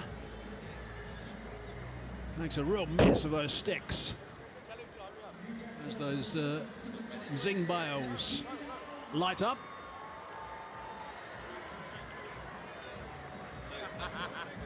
Nevin Huck. Nevin Huck now striding out of the middle. Looks like he may not quite have been prepared. Average of 8 will boost him up to that. Strike rate will boost to 100. We'll give him a bit of help. You don't often take your mark with no gloves on and no helmet on. Yeah, he's just got to check he's got all his kit on here. He's been in a rush. That's 3 wickets in 5 balls. I can guarantee he probably had his shorts on 5 minutes ago. Just check around, make sure everything's there. Because there's only 1 ball left in the over. 1 ball left. There's the final check. All good.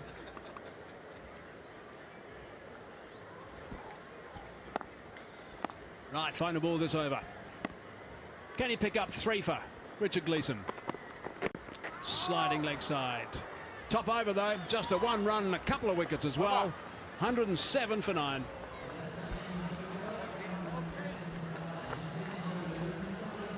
That was a great over at the back end here, full and straight. And you know there's no option that someone's going to look to get down and play a paddle. The Yorker length or the attempted Yorker length deliveries are important. And if you can be bang on, then you can do some no harm. But he's disappointed. Cleared his leg on the first delivery, but couldn't make contact.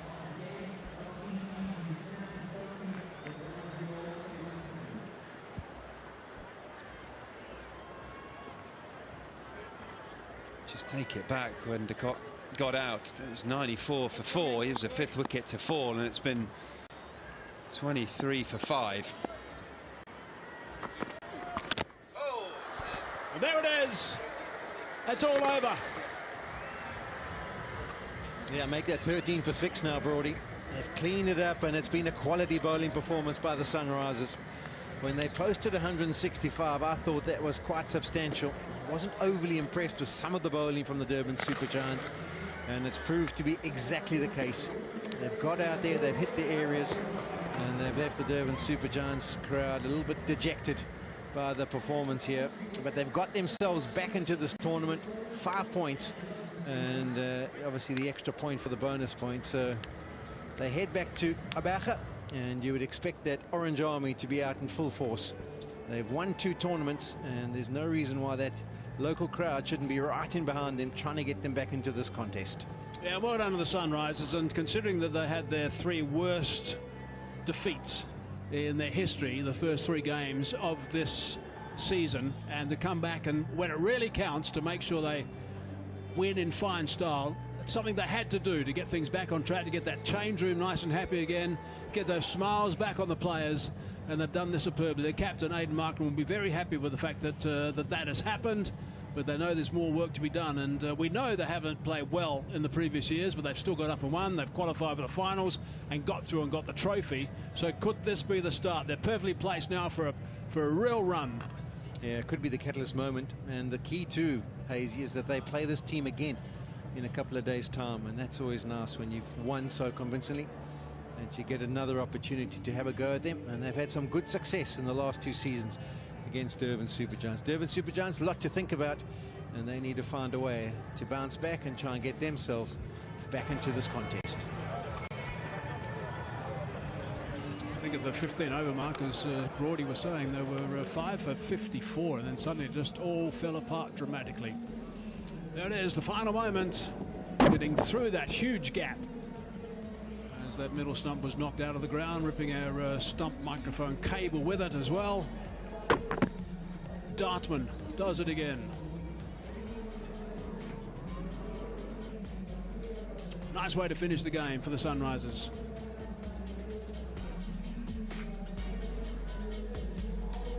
This home crowd will be a little disappointed after going down the last game against the Joburg Super Kings, and they only made 141, chasing 169.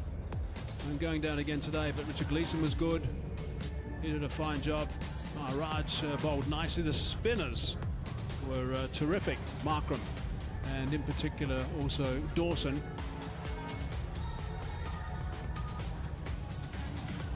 It's a really good win, this. 58 runs, top stuff. Nice bounce back. Yeah, batting-wise, it was always going to be difficult. The surface wasn't easy to just stand and deliver, but they got a start. 40-for-1 was the opening partnership, and then they just kept losing those wickets consistently. The big wickets of Williamson and Klaasen going cheaply. De Kock got out after getting himself a start. Mulder showed glimpses of what he's capable of, but not enough contributions, and in the end they fell well short and give away a bonus point. Not a lot to talk about with the partnerships. Fritzker and Parsons used the power play wisely until a disastrous run out, and Mulder and de Kock got 40 off 29, but as soon as de Kock got out, the game was over very quickly, blown away at the end by Richard Gleeson and Bartman. Super Giants just couldn't get anything together with the bat, but it was a tough ask for them because the bowlers from the Sunrisers Eastern Cape were superb. Janssen set the tone early in the power play, and at the bottom there, Gleeson, Bartman, Dawson picking up 2 each, threatening with wickets, but also superb with their economy rate. So a brilliant all-round performance from the bowlers and the Sunrisers. They had a good target to protect for one of the first times in this season 3, and they did it brilliantly. Right, it's time to visit ABSA card. Catch of the match goes to Dawson, who bowled so brilliantly. 4 overs, 2 for 18, had to dive full length and did it quite comfortably then. It was a very good grab at a very important time as well. Bowled beautifully.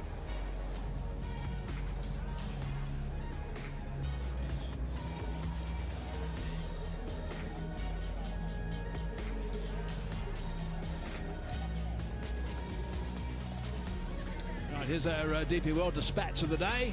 We showed you 3. This is the final one. That's the winner. That's a beauty. Fine stuff from Stubbs. He's a very, very good cricketer.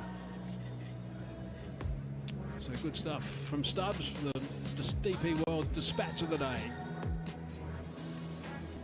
And now we're going to show the delivery of the day, the pick and pay delivery of the day.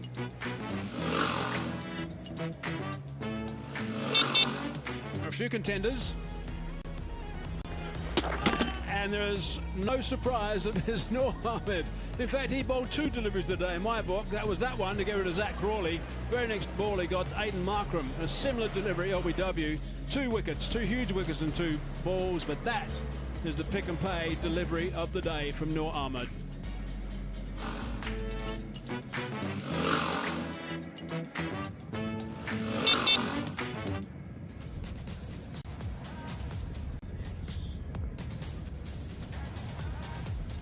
One more we need to show you. It's the Betwave moment of the match. Of Neil Bartman. Good to see him fit again, because that was crucial. Getting out Quinton de Kock at that stage when he was starting to let go. He was the only one who could have steered that ship home because of his pure talent, but Bartman had other ideas. Right, look at the match summary. Sunrisers Eastern Cape won the toss and batted first. That was a good total, 165 for 5. Tom Abel played really well, I thought, for 57 off 39. Good to see him play as well as he did. Crawley looked good for 38. Okay, Janssen again in the runs, 36 not out. He's been a bit of a lone ranger with the bat. And Noor Ahmed was outstanding with 4 for 25. And the Super Giants from Durban, 107. All out, disappointing for them. Too many runs amongst those 4 on the board. Gleeson 2 for 12. Bartman picking up 2 for 17, Dawson 2 for 18. They were the main wicket takers and the main destroyers, and the Sunrisers won by 58 runs. They get the 4 points for the victory and also 1 point with a bonus point. So it's a top performance for them. So let's have a look at the log and see if there is any movement. You'll find that there wasn't. The Sunrisers stay at the bottom, but they are now just 1 point behind the Durban's Super Giants. And as we keep saying, they've now got 3 games at home, so they've got a real chance to climb up with victories earning 4 points each time. So it doesn't take too many points before they're right up the top if they play well for the next 2 games for starters. And the Joburg Super Kings are at the top. 3 games they've played, they've won 2. My Cape Town have played 4, 1, 2, so 10 and 9 respectively. Victoria Capitals have had 2 no results. It's been a bit of disappointment for them. Played 4 and only won the 1, and the Royals played 3 and have won a couple and 1 loss. Interesting table, still very much alive. Sunrisers today win by Sunrise Eastern Cape win by 58 runs. We're going to take a quick little break and we'll be back shortly with the presentation.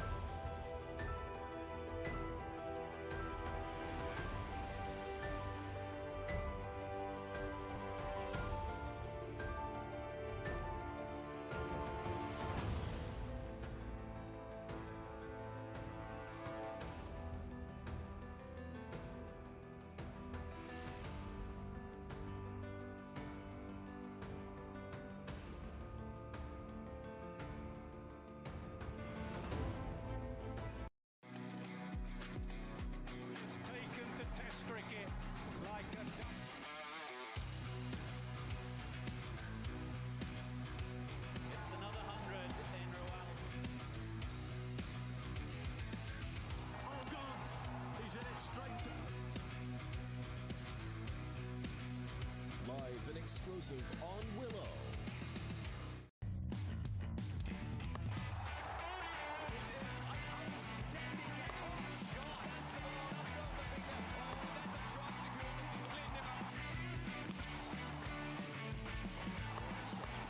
ICC Under-19 Women's T20 World Cup.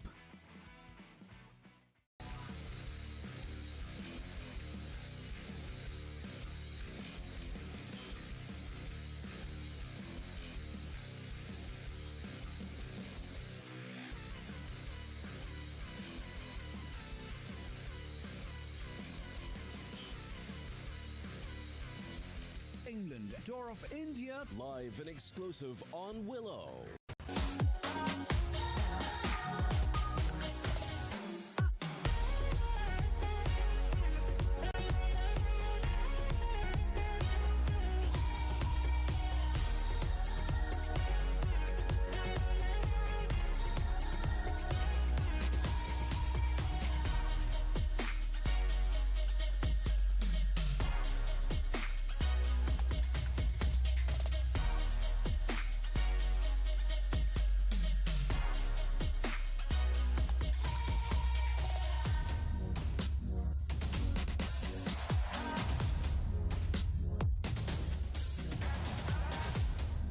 Now just a final look at the match summary for match number 11. A really important match, this one. The Sunrisers are the ones that are the happiest. 165 for 5 they got versus 107. Tom Abel top scored. Noor Ahmed was outstanding. Durban Supergiants, they didn't bat very well. They lost 6 wickets of 13 runs at the end. That paid price at the end. Downstairs, the presentation now with Nikhil Atamchandani. Ladies and gentlemen, welcome to the post-match presentation after match 11. Of course, the Durban's Supergiants taking on the Sunrisers Eastern Cape. First of all, Betway SA20 would like to thank Cricket South Africa and its partners, Betway, DP World, Rain, Dream 11, Switch Energy Drink, Zoho, ABSA, Castle Light, Johnson Workwear, and Laureus Sport for Good Foundation. And of course, all the media partners for their support of this competition. Let's invite our dignitaries for this evening here at the post-match presentation. Mr. Rendani Muambadzi, the Provincial Executive for ABSA, Roycelyn Subramani, Executive from Tanker Services at DP World, and Mr. Shogin Subia, Logistics General Manager at Takealot. Firstly, I'll invite Mr. Rendani Muambadzi to present the ABSA Card Catch of the Match Award to Liam Dawson for his take. Never easy to catch here with the wind at Kingsmead. And Liam did expertly well to hold on to that one. After that, we'll invite Roycelyn Subramani to present the DP World Dispatch of the Day to Tristan Stubbs for his clean strike over long on, coming on to the back end of the innings. 6 important runs to help with the Sunrisers total. Next, we'll ask the player of the match to collect the check from Mr. Shogin Subia. The fans have decided it's Noor Ahmed for his 4 for 24. Noor will also have a chat with us. Noor, first of all, tell me about bowling here at Kingsmead. Obviously, it's a place you enjoy. What do you look for in the conditions when you turn up here? Yeah, just trying to contribute for my team and bowling wicket to wicket, and then that always put a good result. Tell me about your discussions with Keshav Maharaj. I saw today before the game, you guys talk a lot. What does he tell you? What does he expect from you when you sort of bowl in this tournament? Yeah, the communication is in our team is very good. We always talk to each other. He give me information about the condition and about the wickets, different condition, different batsmen, different players. So yeah, it's good. Tell me about your experience, Noor, going around the world. How do you think you're so good at conquering different conditions in the different places you go? You know, it's easy. Just keep it simple. Try to do what is my natural ability, and that's it. What about this tournament? How do you think you guys are able to turn this around? A couple of losses now on the trot. Yeah, definitely not happy with the result, but we will try to come back stronger and win matches. All right, we'll see you soon. Well done today, Noor Ahmed. Thank you very much. 4 for 24 for Noor. Again, superb spell of bowling with deception. Right, we'll now get Durban's Supergiants captain Keshav Maharaj to come forward. Kesh, tough one today. First of all, on reflection, where do you think you went wrong? Yeah, if I'm honest, with the way we bowled, maybe a little bit too many soft boundary balls, and our fielding's probably not where we want it to be right now, but full credit to the Sunrisers team. I thought they've outplayed us in all facets of the game. I know you guys are very good batting first, Kesh, but in the events that you have to chase in this tournament, how are you going to get more runs from your batting order?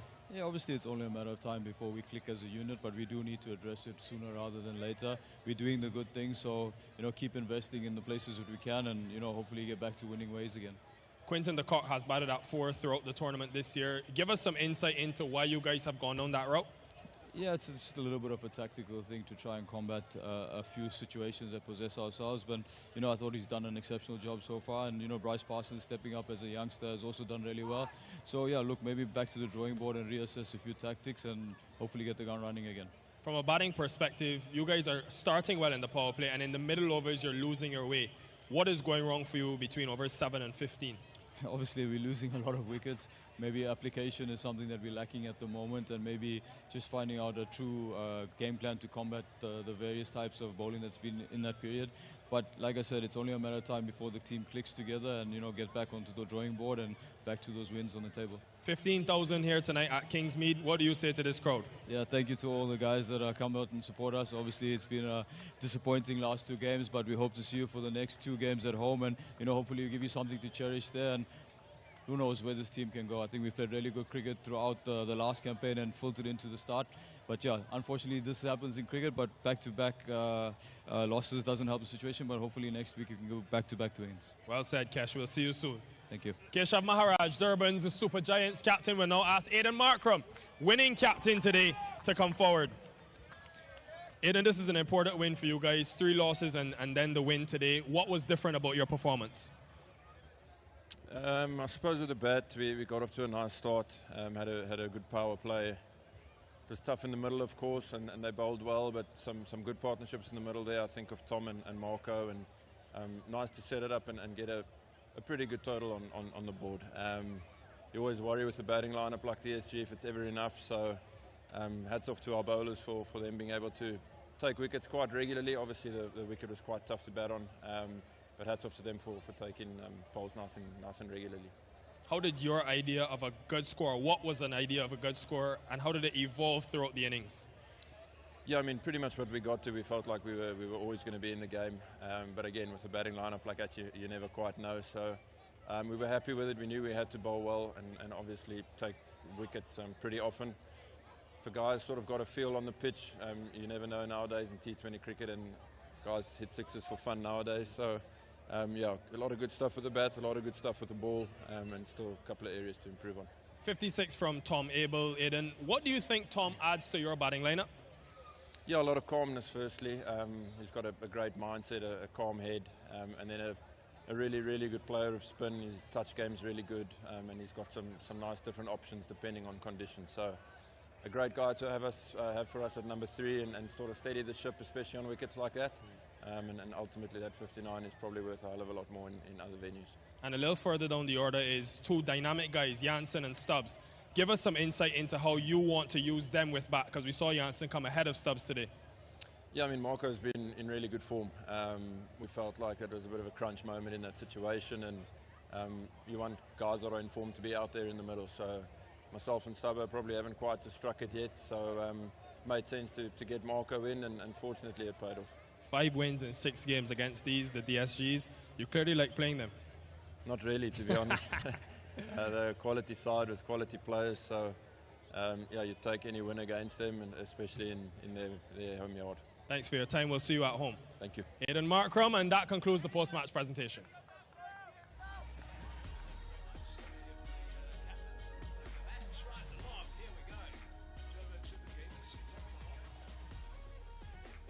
Right, here's the log. Joburg Super Kings, 10 points at the top. My Cape Town are on 9, Pretoria Capitals on 9, Power Royals 8, and the Durban's Super Giants on 6, and the Durban Sunrise Eastern Cape on 5. And they got that bonus point as well, along with the 4 points to the win. Doubleheader tomorrow. That log can swap around quite a lot. Here it is, the first game. It is Pretoria Capitals. And that is going to be against the Power Royals, and that's going to be at Centurion. And let's hope there's no rain. In fact, let's all not do any rain dances tomorrow. That's going to be at 12:30, and then we got the later game, and that's in Cape Town. Match number 13. This is huge. My Cape Town versus the Joburg Super Kings. It's always big when those 2 teams play, and that, of course, is at 5 o'clock in the afternoon, Central African time. Righto, so that's it. Doubleheader tomorrow. Lots of cricket. Hope you enjoyed today. You saw plenty of action. We saw wickets tumble, that's for sure. We saw class spin bowling. And great, I think, for the competition the Sunrisers got up. We'll catch you later. Bye-bye.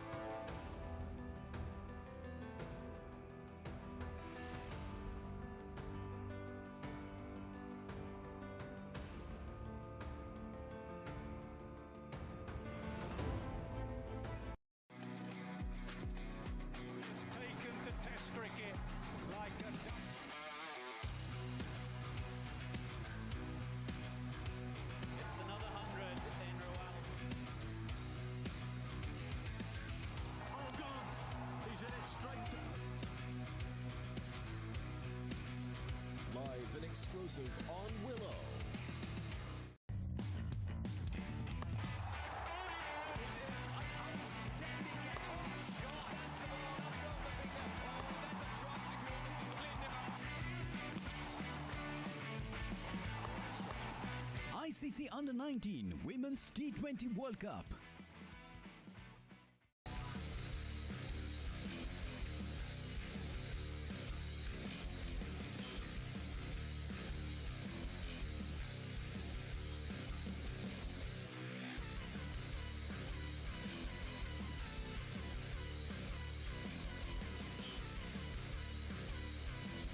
England, Tour of India. Live and exclusive on Willow.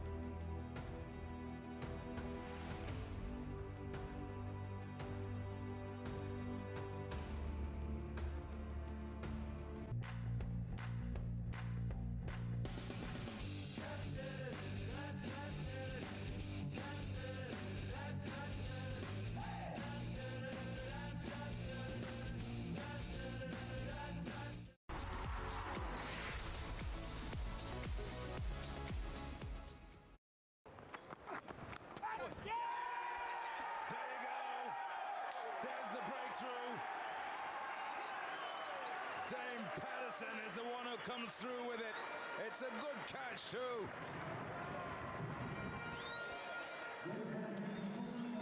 Yeah, this is what he's going to do, Dane Patterson. He sucks you in. He's going to be persistent in and around it, off stump, just prodding away from his body, and that's an excellent diving catch from Calvin Rayner. Low to his right. Yeah, he's put in the sift. He's had to work hard, and he's got his first, Dane Patterson. Well, they had to break this partnership. Chandimal, he goes for 44. Sri Lanka now 150 for 2. That's the breakthrough South Africa was so desperate for, and Dane Patterson delivers. Yeah, De Silva doing running repairs to the bat. Unfortunately, maybe it just helped him lose his concentration, because that's just a bit of a push outside that off stump, a bit of a nothing shot. And South Africa will be so happy. Patterson's got his second. It was a good line, good length, and a nice take there by Aiden Markham. Yeah, he draws you into playing these shots. It's that wobble seam again, but he got himself into a brilliant position on that occasion. Yeah, success for Patterson.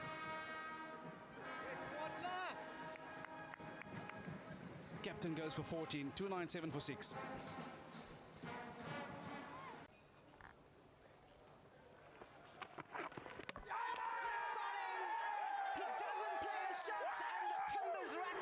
St. George's. Patterson, he's on fire. That is a great delivery. The length is so key. We saw in his first spell of the test match, he was on point, ball after delivery after delivery. And it's been the case in point after the strings break. A relatively new ball in his hand. He's hitting some unbelievable areas. And now the two men who were at the crease, Kusal Mendes, he struggled his way through. Eventually he shoulders arms and it just nicks the top of the bails. Top of off is where you try and aim as a fast bowler, and Patterson's off for the celebrations, and so they should be. Turning this game on his head.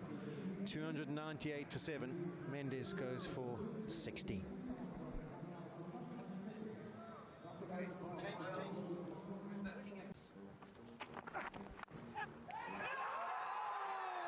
What a beauty! Marco Jansen. Absolute stunner. Oh, what a beauty! Marco Jansen. Absolute stunner. Dane Patterson picks up his third wicket, but how about that catch?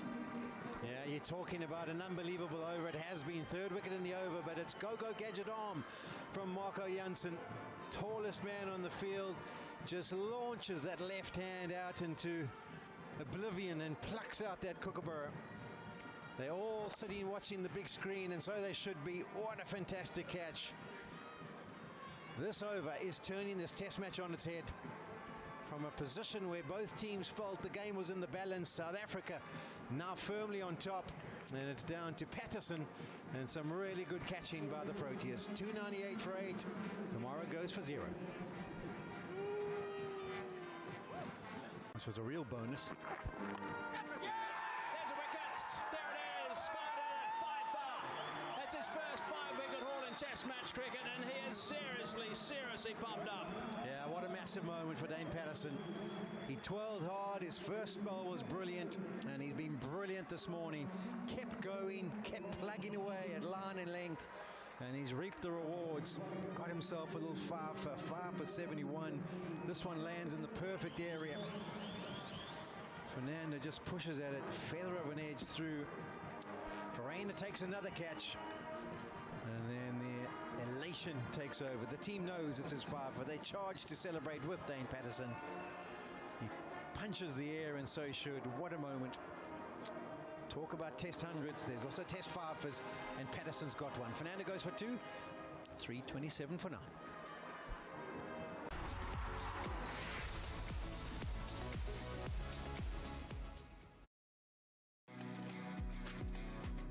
Taken to Test cricket like a duck.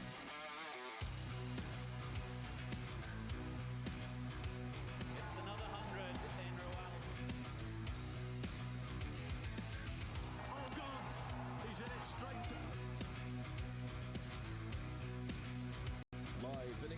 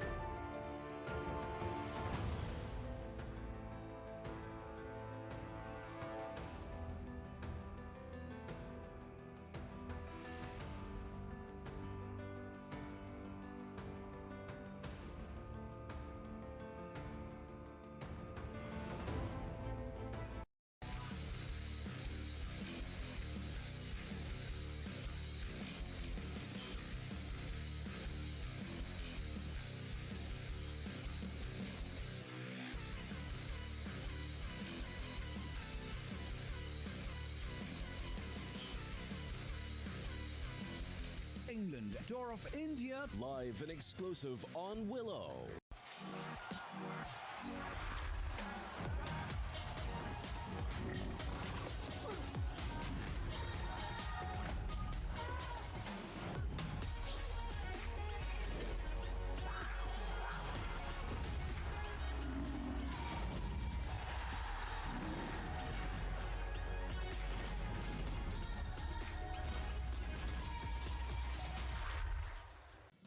Hello everybody and thanks for joining us. We are getting ready for match number 8 and this is going to be a very interesting game, this one. Durban's Super Giants versus the Joburg Super Kings, and conditions are terrific. It's nice and warm. It's about 32 degrees Celsius right now, so this is going to be warm out there in the middle, but the good news is there's no rain around the place.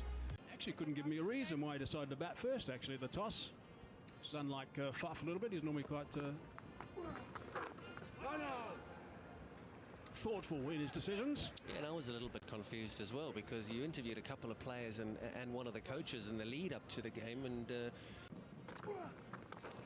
oh, that's an outside edge, and they've struck straight on and a wicket, and that's a big one to get the captain nice and early. Yeah, Sir Brian, one of his strengths is actually that he's got that variation with the new ball that doesn't turn, just kind of skids on, almost swings away from the right-handed batter. Du Plessis moving early, trying to open up the offside, and Sir Brian does well to kind of follow him. Quicker delivery comes through at 96 kilometres per hour, leading edge, and there's the wicket for the Durban Super Giants. What a start. Sir Brian into the unit and making an impact straight away. 2 for 1. because it is so slow, and that's why playing it off the back foot, unless it's real full like that. It's a good effort of the Betway Catch 2 million there. Wholehearted effort in the crowd. And the indoor facilities here are quite similar. If we get a good wicket, especially on the side that we're playing now, normally it's quite quick and bouncy, and the indoor facilities are... Oh, that's picked up. That's picked up superbly. That's 57 metres, that boundary that side. And that is a terrific shot from Conway. Yeah, it's a beautiful play of... Top edge, got it away fine. Running towards that boundary, and that's gone for 4. 35 for 1. Last ball in the air, down the ground, hard, and that's gone for 4. In the end, it's a good over for DSG. Goes for 10. 45 for 1.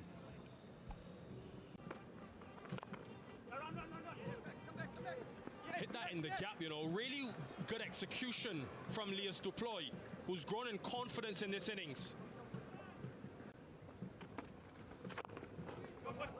Mid-off is long off, sorry, is wide, and he won't get there. So productive over, rarity to see Noor going for more than 10 here at Durban. 56 for 1. The Joburg Super Kings. Straight to the fielder. The bravery of Captain Maharaj has paid off. Big wicket. And an ungainly fall for Devon Conway as well, trying to give himself a bit of room to slice the ball away through the offside, but lost all balance. You won't like the look of this replay. A crucial breakthrough for the Super Giants. A simple catch to Chris Wokes. He won't drop that. And it brings the home team's flags out. It brings the home team their second wicket. Conway goes for 22. It's 59 for 2. Sir Brian. Got a wicket. He's knocked that middle pole out the ground, and he's pretty pumped up about that. Yeah, he's tried to play that a few times today, and not with much luck. And we were talking earlier when we saw the wicket, we started to describe how batters should probably be facing spin on this wicket. I wouldn't have suggested that this was the wisest option. However, it is the modern day game. It is Betway SA20. And what do I know? These blokes are batting right-handed, left-handed. He also knows it was a poor shot. A poor shot. Deploy. He goes for 38, 74 for 3.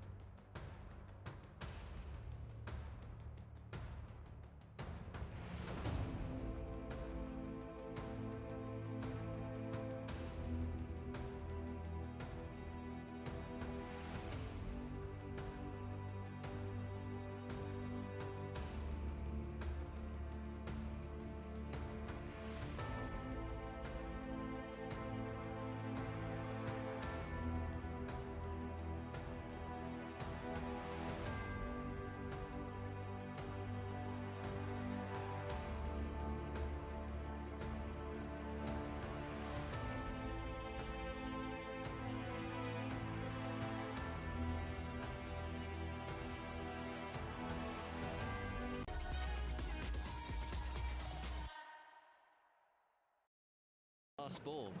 Oh, that's up, and Bairstow goes at him, and he has a good crack at it. That's a fine shot. Short delivery, it's flat. Bounce just before the wedge, 4 runs. How to get that wicket? Well, bowl to Bairstow, but he's not been allowed to. He's gone the other side to top edge, and it will be out. A soft dismissal in the end. Wokes takes the catch. He won't be happy with that dismissal, I'm sure, after playing so well. Good partnership, this has ended. Yeah, it's another poor shot, I'm afraid. As much as I love to give the modern-day batter a bit of praise for showing no fear, but that's rubbish. On this wicket, as slow as it is, it's not the shot. No way in this world. Gets Durban Super King straight back, or Durban Super Giants straight back into this game.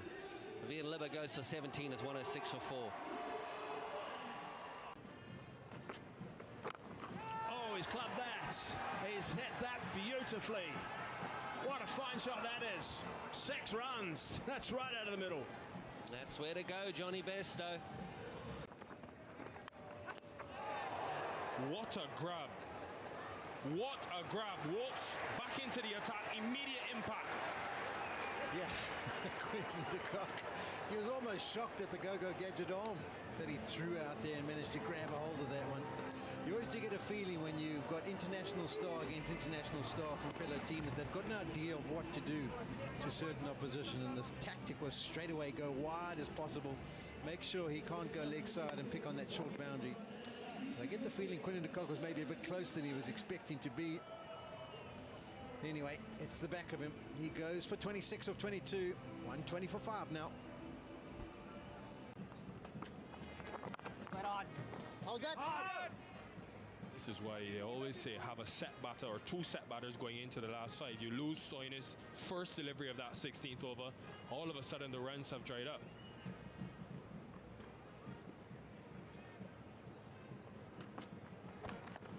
Still correction. End of 17, very good from Noor and Wokes. 127 for 5. Yeah, I'm not sure that's the plan. With nobody behind square on the offside, a gift for his first boundary. Top shot.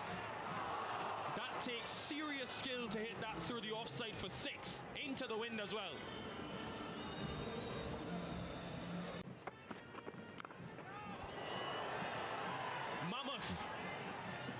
And Visa picked it from early and hit it for 6.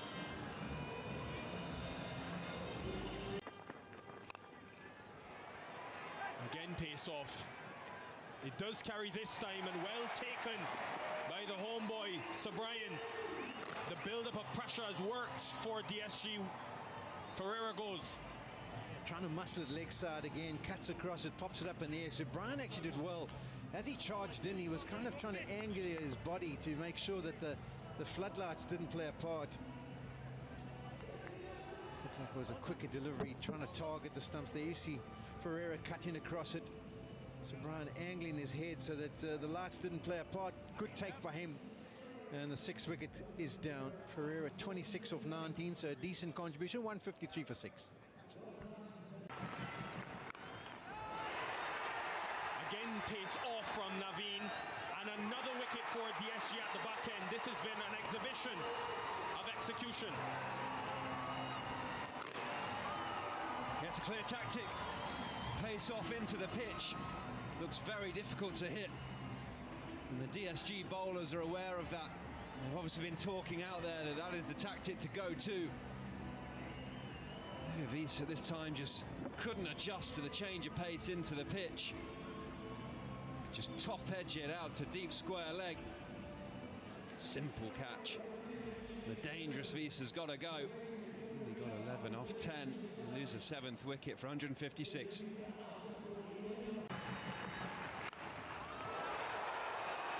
It's gone high and just long enough.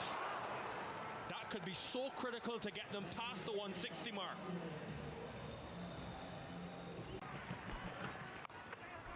And that will disappear as well. 12 runs from the last 2 deliveries, and it means then that the Durban's Super Giants will need to chase 170. It really was an impactful spell. 3 of the overs in the power play for 19 runs. He helped Durban's Super Giants restrict JSK to 169. Will it be enough? We'll find out after the break, where DSG will need 170.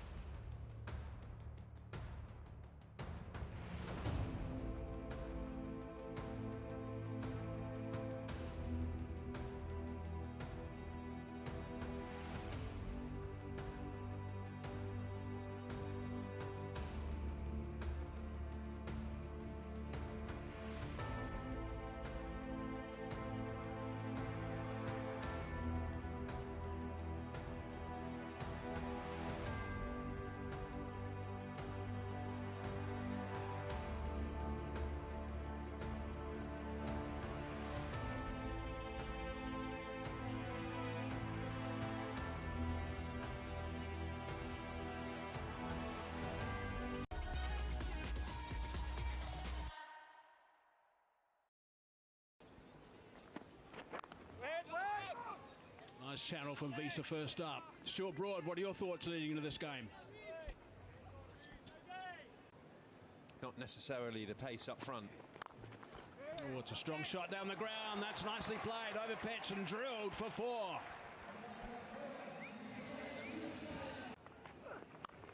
Short, hammered, flat, 6. That's a really good shot. Oh, he's picked that up easy, and that's gone for 6 as well. Effortless from Bretsky.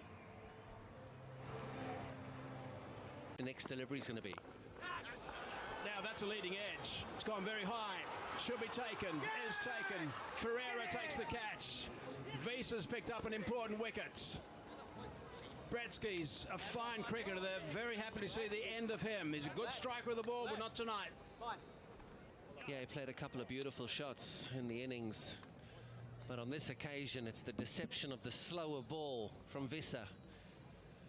And Donovan Ferreira, he doesn't drop him. He's got a great set of hands and he's in there, and if you asked him out of 10, well, that was to get that catch, I reckon he would have said 10. And Bretsky's got to go. It's 21 for 1. Full toss straight away. He does get very excited. Tahir is screaming for a catch then. Swing away to the leg side. He's hitting with the wind. Got him.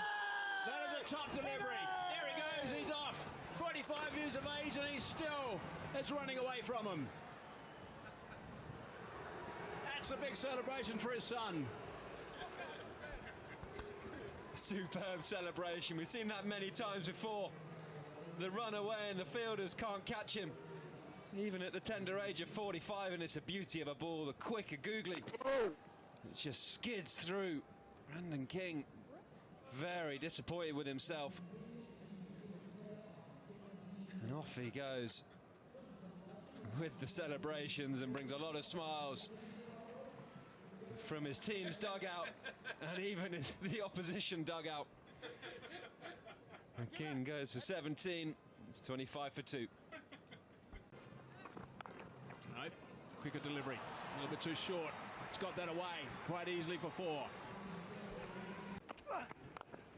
He's picked that up superbly. He's just nailed that for 4 runs. Clean from the cock. So far in this tournament. Hammered on the offside, and he's got another boundary this time. That's also superbly timed. It's his debut for South Africa, and oh, he's got him. He's gone on the reverse sweep, and the Donovan Ferreira option has worked a charm. And here is off. You don't often expect massive fielding from him, but he's pulled up a bit of a blunder. It seems like he's getting younger. Bowls overs in the power play, outside the power play, then takes stunners. And for a man at age 45, that is a stunner. And it deserves the celebration. Yeah, you basically pick him for his bowling, and whatever you get in the field is a bonus. Well, tonight he's produced something pretty rare and fantastic. He's taken a brilliant catch. Mulder goes for 9, 51 for 3.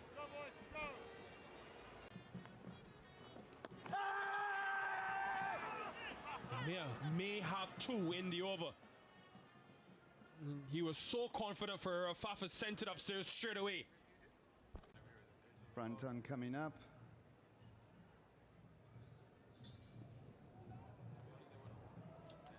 Okay, ball appears close to bat. Can I have Ultra Edge, please?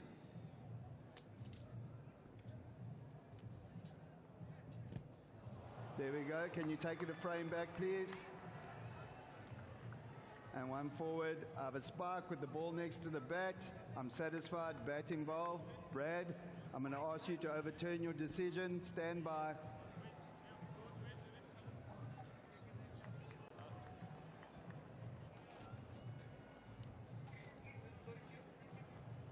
Go back to on-field. Go back to on-field. Stand by, and reverse your decision to out. Yeah, Johnny Bester, he was convinced. He had no issues. He knew there was an edge. It's upstairs. It's been confirmed. And Jason Smith goes without scoring. 51 for 4 now.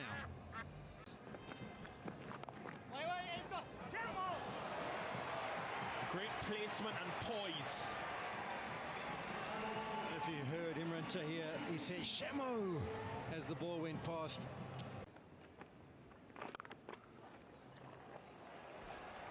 He has pierced that gap wonderfully, Quinton de Kock.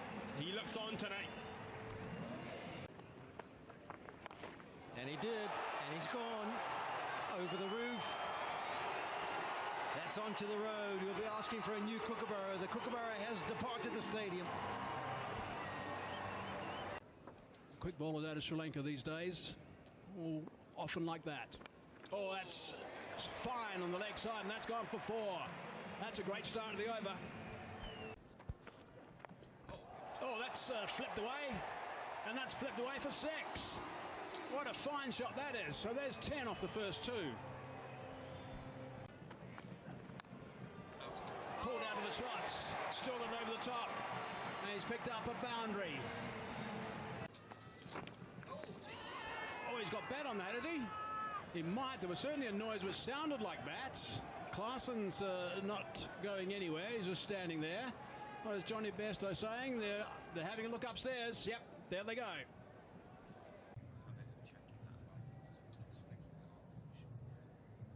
Front on coming up. Okay, can I please have Ultra Edge to see bat or no bat, please? Okay, can you take it back a frame and freeze it? There we go. 1 forward, 1 forward, 1 more. I have a clear spark when the ball is next to the bat. No gap between bat and ball. Abdullah, I'm going to ask you to reverse your decision. Stand by. Signal now. That is massive. Now 99 for 5. End of that partnership.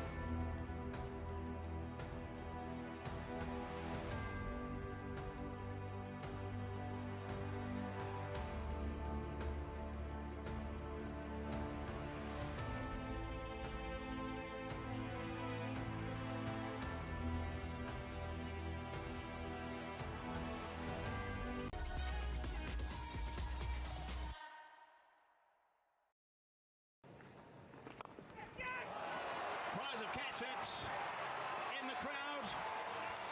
No one caught it.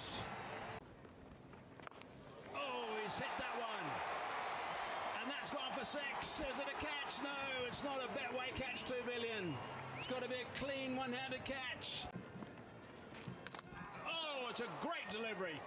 That is a sensational delivery from Debray Shamsi at exactly the right time. These two spinners know how to celebrate, that's for sure.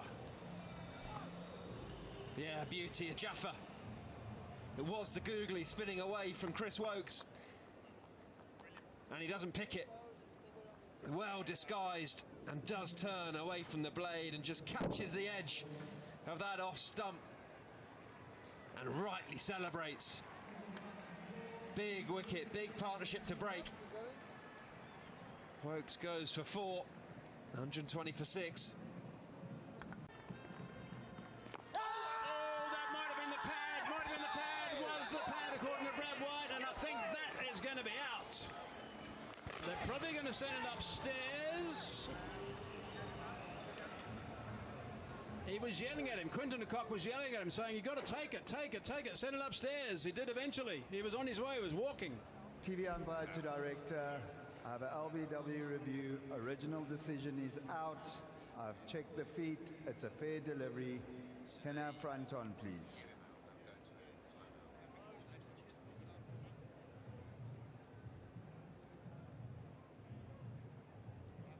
Front on coming up, gentlemen. Okay, can I have Aldridge, please? Yeah, need a timeout after this. Okay, slow it down. Frame by frame, next frame. Yeah, I'm satisfied. It has made contact with the pad. Can we go to ball tracking when ready, please?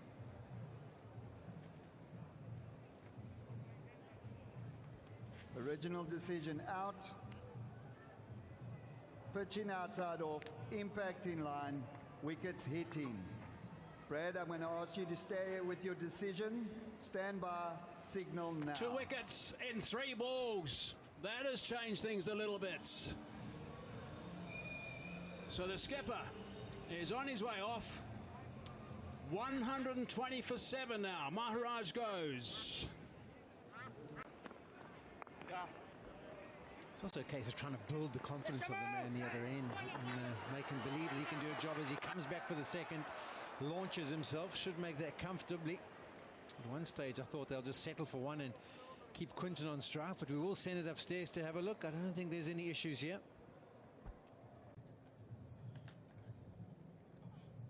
The bat. Okay, can I have another angle, please? Have you had something from the other end? Is that bat on the ground, actually? Okay, go back a frame. Is it on the ground? And freeze it as the lights. Okay, go back as the lights. The bat is in the air, still in the air. It is not grounded yet. When the bails are taken off, I have a decision for the big screen. He's out.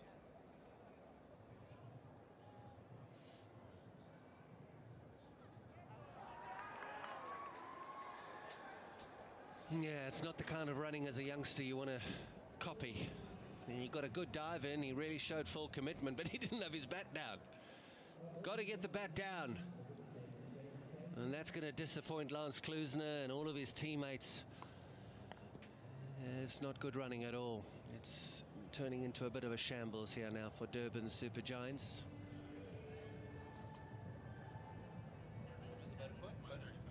$135 is the bonus point. We saw Cape Town the other evening. They just couldn't do it against Paarl. But there's an opportunity here for Joburg to really get a go here. Subran goes for 1. It's 1-2-2 for 8. And that's beautifully played. Just guards it. That's in full control. And we'll bring up a 50 for Quinton de Kock. A 5th essay 20-50 for Quinton de Kock, and 4th here at Kingsmead. He's grown a great affection to this venue. Job is far from finished though. This is a start. Yeah, he's going to be dangerous here, Quinton de Kock, because he just has the license, and you give someone like this the absolute license to go for it. And when you're as good as Quinton de Kock, you can be very, very dangerous. He's looking at 40 from 23 balls. Big anticlimax. Didn't expect Quinton de Kock to go in that fashion, but could see it into the pitch pace off. Works, and that could be the final nail. Yeah, it was a field that South Africa used to good effect in the T20 World Cup with both mid-off and mid-on up. So Quinton de Kock should have kind of known what was coming, that it was the off-pace delivery. It was banged in short. He might have been thinking it was going to be pace on and he could just guide it over the offside. It wasn't. It was rolling the fingers, pace off. And as he makes contact, you just heard him squeal, Quinton de Kock. Easy catch for Visa this time.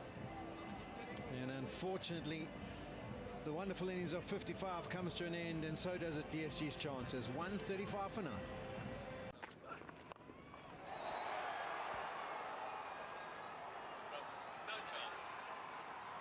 Very well held, David Visa, and has a stare into the crowd. Game, set, match. A very clinical performance by the Joburg Super Kings, who go to 2 from 2 in this year's Betway SA20. Yeah, very good touch there by David Visa. His catching skills have been put to the test over the last 10 deliveries. One he had to launch himself in. Yeah, it's always fun watching the players. And they know and they respect each other. The ones that have turned up this evening, given the best of themselves. Imran Tahir, he will be buzzing. Buzzing because of the catch. Ferreira with 2 for 15. And then also Tabraiz Shamsi with his 2 for 18 in his 2 overs. Big wickets that he picked up and really knocked back the Durban's Super Giants.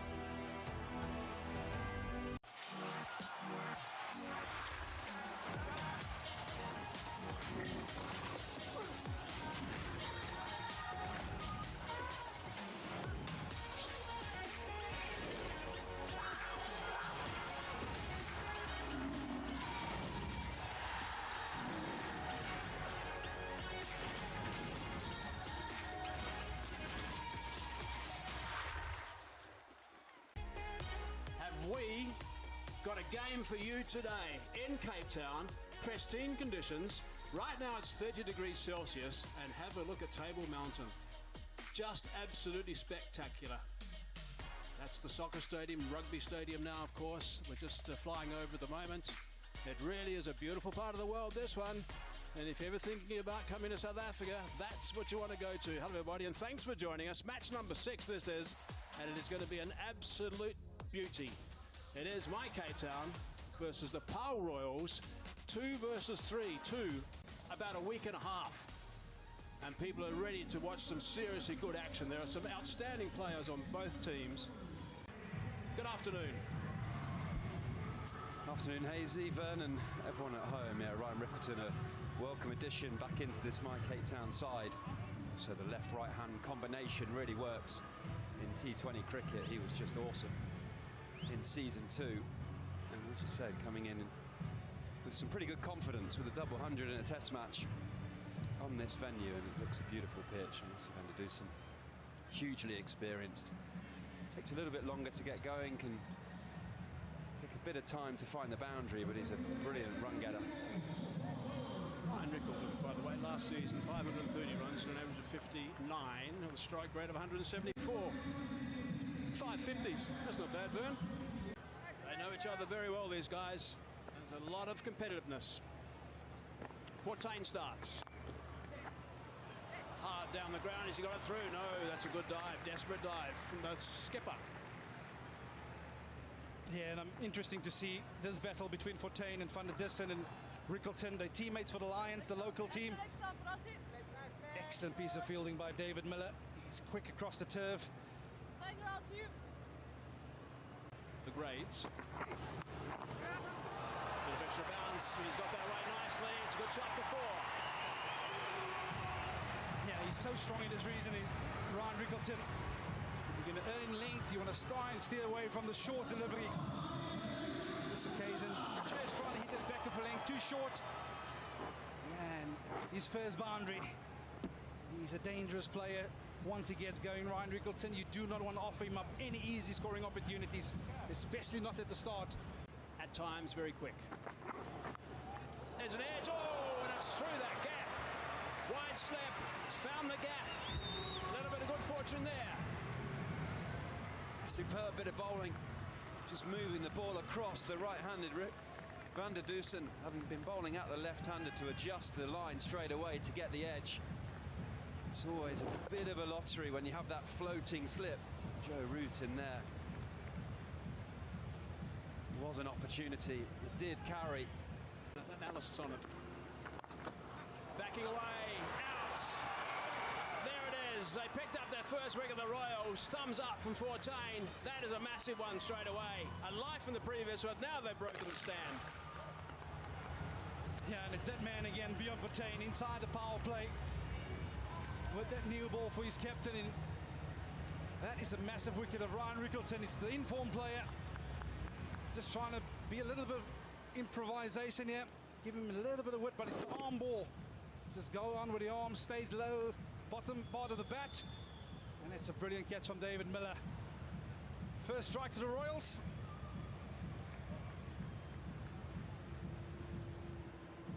Rickleton gone for 8. Mike Cape now 15 for 1. Let's look at his 20-over career. Reza Hendricks, 263 games, that's a lot. Averaging in the mid-30s, almost 7,500 runs, strike rate of 130. I'll just raise that up a little bit, 56 50s, 500s. Short and wide, loose. That's unusual for Fortain.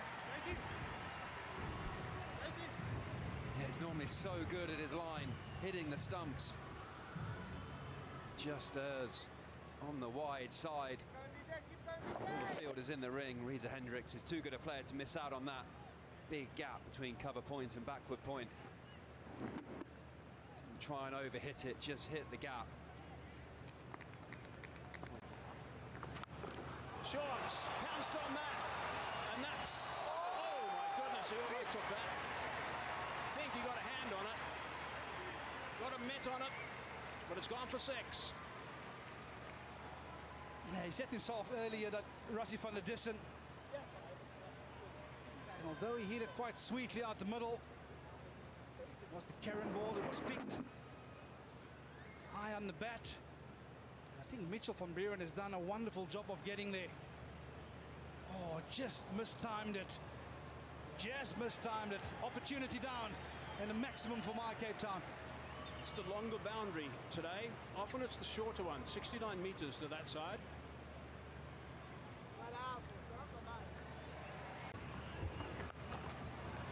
Short again, and that's gone again. Always seems the way, isn't it? A drop catch, and the next ball goes to the boundary. Costly, could be a costly drop catch. Oh, the boundary for 6, and then similar sort of length. Knew there's a big gap behind square can just sweep it away. Taking that around the corner and good running again. Really good running. Both these teams actually been very proactive with their aim to the wickets in season 3. Yeah, I think that's a much better length for Mujib. He's sending us upstairs just to have a look at TV umpire to director. I have a run-out review at the striker's end.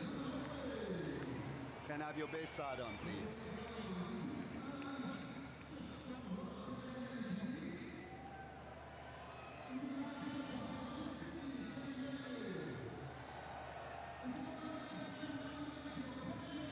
TV umpire director.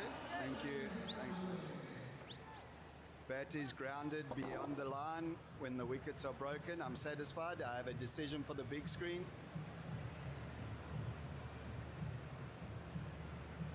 Not going to take Stephen Harris long to get the 2 words up there. 35 for 1 after 4.